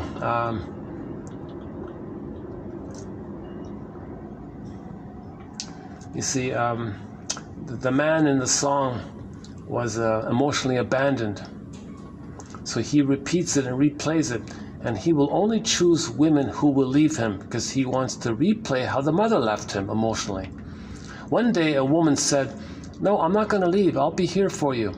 He freaked out and regressed to the paranoid schizoid stinger place. "Well, then I'll leave you if you won't leave me, and then later on I'll find others who will leave me." See, he's replaying how the mother left him by choosing women who will leave him. That's what the song is about. He only wants women who will leave him because he's trying to remember, he's trying to know his story, that his mother was emotionally abandoning, i.e. the mother left him emotionally. Ever looked out your window and wondered what was going down in the streets below? He's a refugee from the mansion on the hill, and if you won't leave me, I'll find somebody who will. Yeah, sorry I can't sing. Yeah, it's too bad.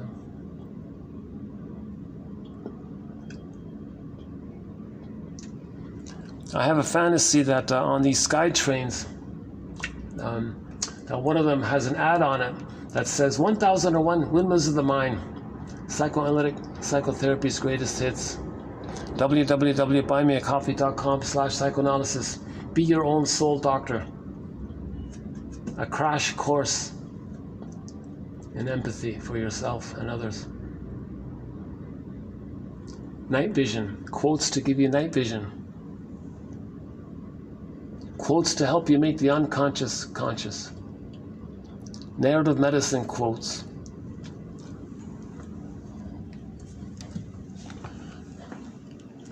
Let's get another angle. Let's see. Aha. Yeah. You know, I could have done the video up here. Oh, what a missed opportunity. I could have done the video here, maybe. Okay, never mind. Maybe next time.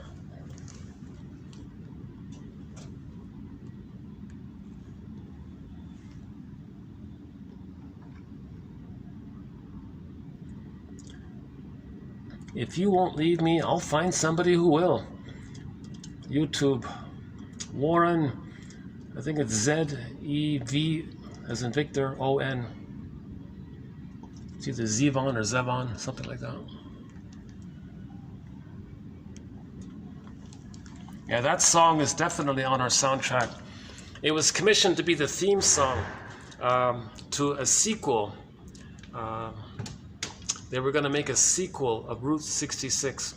And that was going to be the theme song for the sequel, which never got made. But the song was saved. He saved the song, yeah. That's a great theme song. Oh my God. That's one of the best TV show theme songs. Judd for the Defense is a good one. Barney Miller's a pretty good one. What else? With the bass, and the guitar, yeah.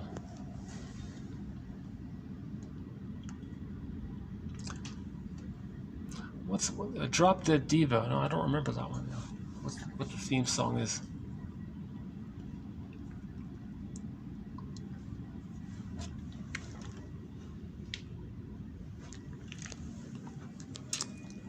Let's check out the other end here. Looks like.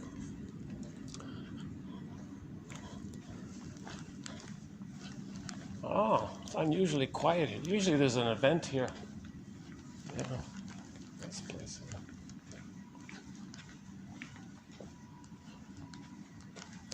Yeah, I don't want to freak out the security guards. I don't want to go in there, but yeah, looks like a stage of some kind. Yeah, it looks glamorous inside it.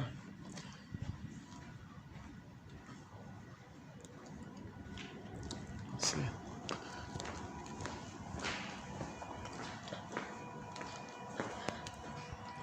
And maybe we can just finish up here. Yeah, why don't we finish the video up here?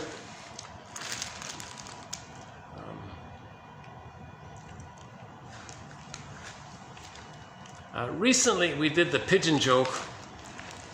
So maybe I can transpose it to here.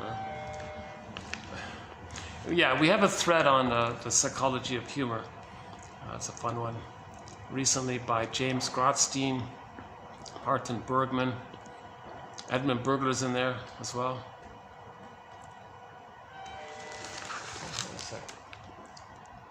Oh, these, I got these flashing screens here. What about here? Oh, what about here? Okay, that's better. I can just do it here. Okay, any final thoughts here? Any final thoughts here? Yeah, we'll do another batch of quotes from Martha Stark for sure. Maybe even two. Maybe even we'll see. Well, two. I think we can do two more. So we've done 3 videos on Martha Stark. Yeah, this one, the last one, and not the one before that, but the one before that. I think it's 3, 5, and 6. Yeah.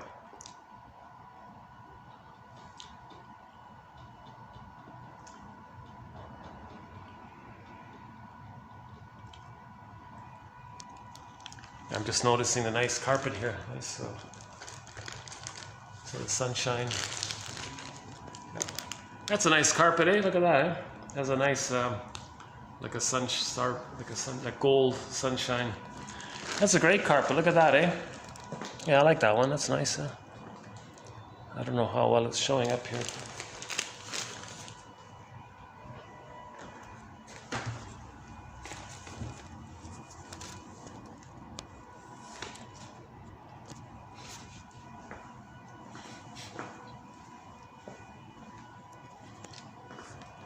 I can't, yeah, I'd love to take you to the rooftop, but all that music's copyrighted.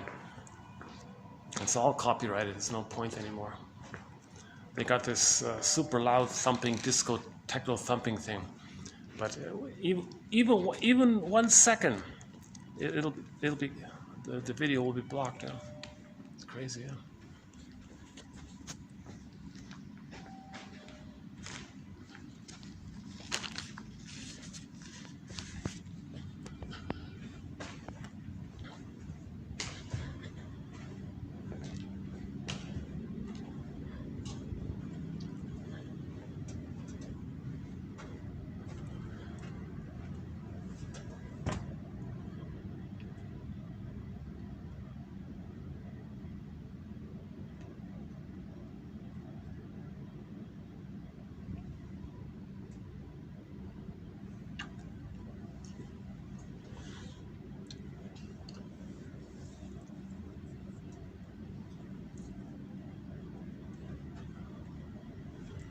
Okay, let's just wrap it up here.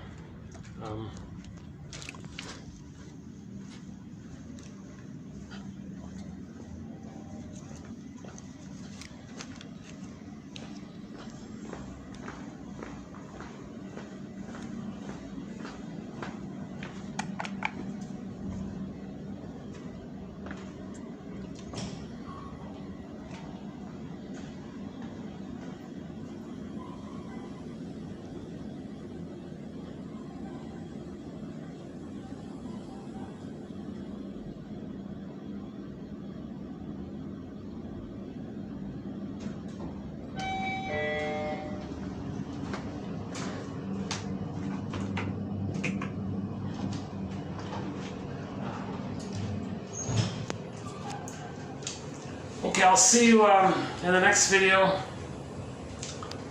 Unless there's some other final thought here.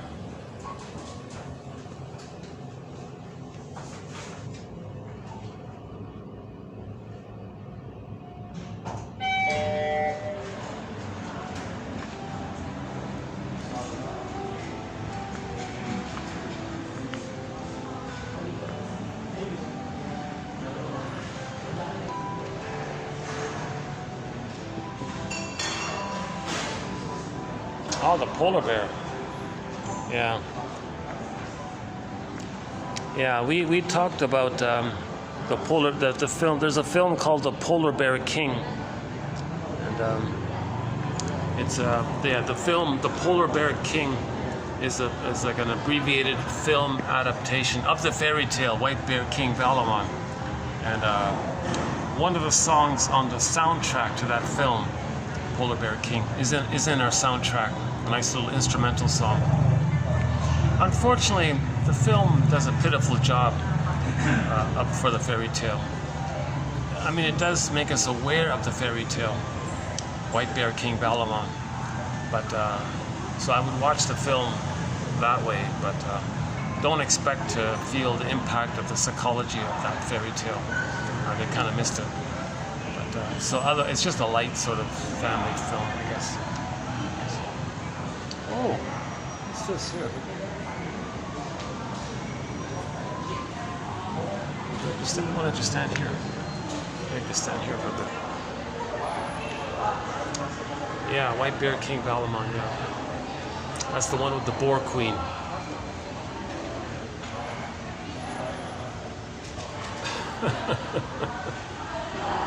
That's quite an image, eh? I can't think of a better image of greed and voracious rage and greed. A Boar Queen. She just gobbles the men up and uses their bones as toothpicks. That's a metaphor that the baby felt immense oral rage and voracious greed. And it's insatiable and it's timeless. See, that Boar Queen, it's timeless. It's a timeless thing, right?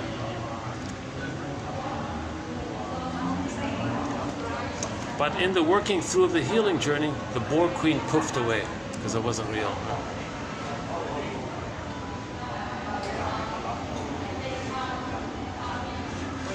And that scene, that scene towards that end is the determination to find ourselves and not give up kind of thing. It's similar to the Odyssey, you know. Odysseus had to tie himself to the mast or put wax in his ears and to continue the journey because there was a temptation. The sirens were very alluring and tempting to give up, right? He said, no, I want to find myself. Ithaca is a metaphor for our embodiment. Okay, Robert Bly says we all live in a psychic house called the soul castle. So in the Odyssey, the soul castle, the inner embodiment was Ithaca, and then he was reunited with his feelings, Penelope. The whole Odyssey, or the White Bear King Valamon, it's all like one dream.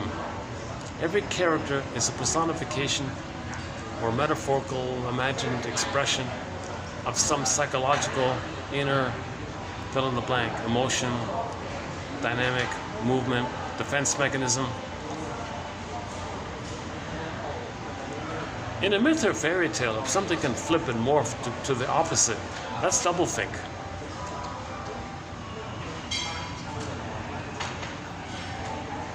That's fusion. That's unresolved fusion. That the baby's the mother, he's himself, he's the mother, he's himself, flips it around. That's when the bully pattern thinks the victim is the mother who hurt him in the nursery. So in the present, the person with the bully pattern hurts somebody in the present and says that that victim person is the mother who hurt him back then in the nursery. That flipping around, in a myth or fairy tale, there might be some kind of mercurial, some kind of character that kind of flip around, that can flip in the opposite like that. Something like that.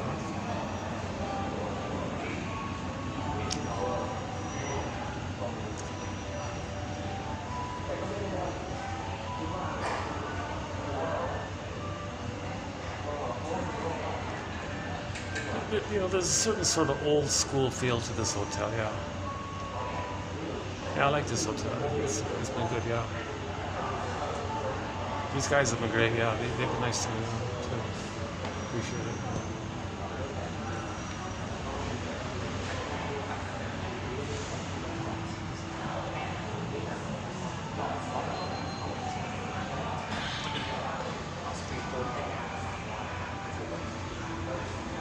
Well,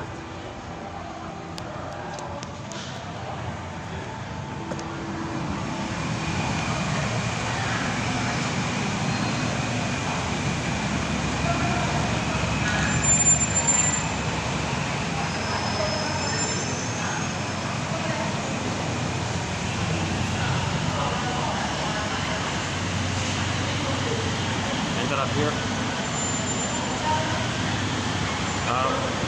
Yeah, the pigeon joke. Yeah, the pigeon joke.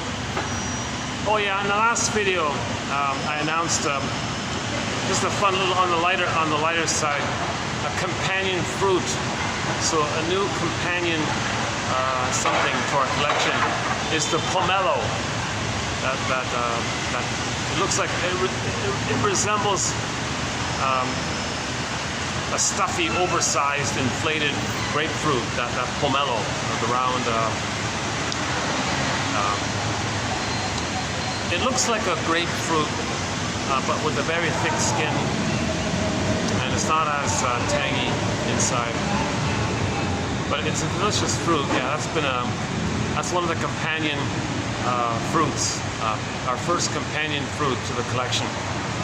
We've got companion birds like the blue jay and the loon and the heron and the crow and a couple of others. We got some companion beverages. For example, there's a tea called Egyptian licorice mint. But that specific flavor, if you can find it, it's hard to find. I don't even know if they still make it, but by the Yogi Tea Company from Oregon. Egyptian licorice mint, that's been a lifesaver. That's an excellent one. But specifically that one, you need 3 parts to it. Egyptian licorice mint. Because I know they have another one, like just the licorice or something. But you need the 3. Egyptian licorice mint. They did a great job with that one. That's a companion beverage. And, okay, hold on a second. Let's let these people pass through.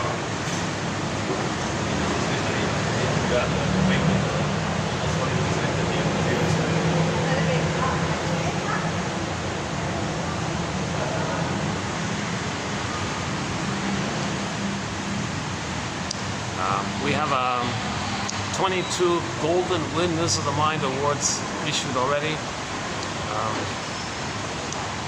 The Odyssey starring Armand Assante, that one there. That's a great one. And there's 22.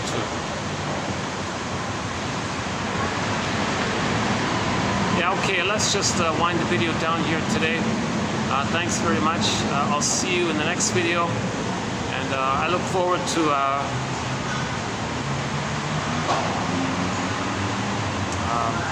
presenting. I guess, am I presenting? I look forward to my attempt to share and present Martha Stark's material. Of course, read it directly. Easy read. She writes clearly. I highly recommend her material. She writes in a clear, easy to read way, Martha Stark. So we've done 3 videos already, and we'll do 1 or 2, maybe 2 more of hers, I think.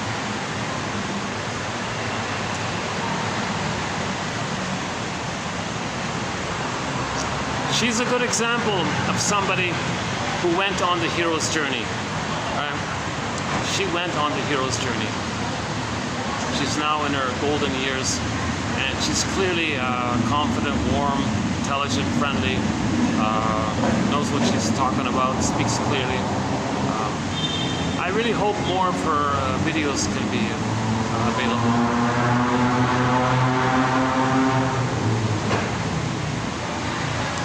And I want to update her thing about the various empathy statements.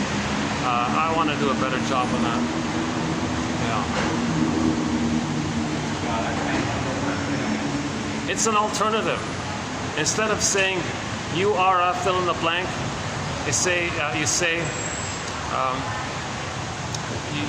you use one of her empathy statements. Right? Even though you're aware of this, you find yourself feeling and thinking this. Although you know what's going on in this area, at times you find yourself nevertheless thinking and feeling this. Just to acknowledge the 2 sides, right? And on that note, I'll see you in the next video. Thanks again.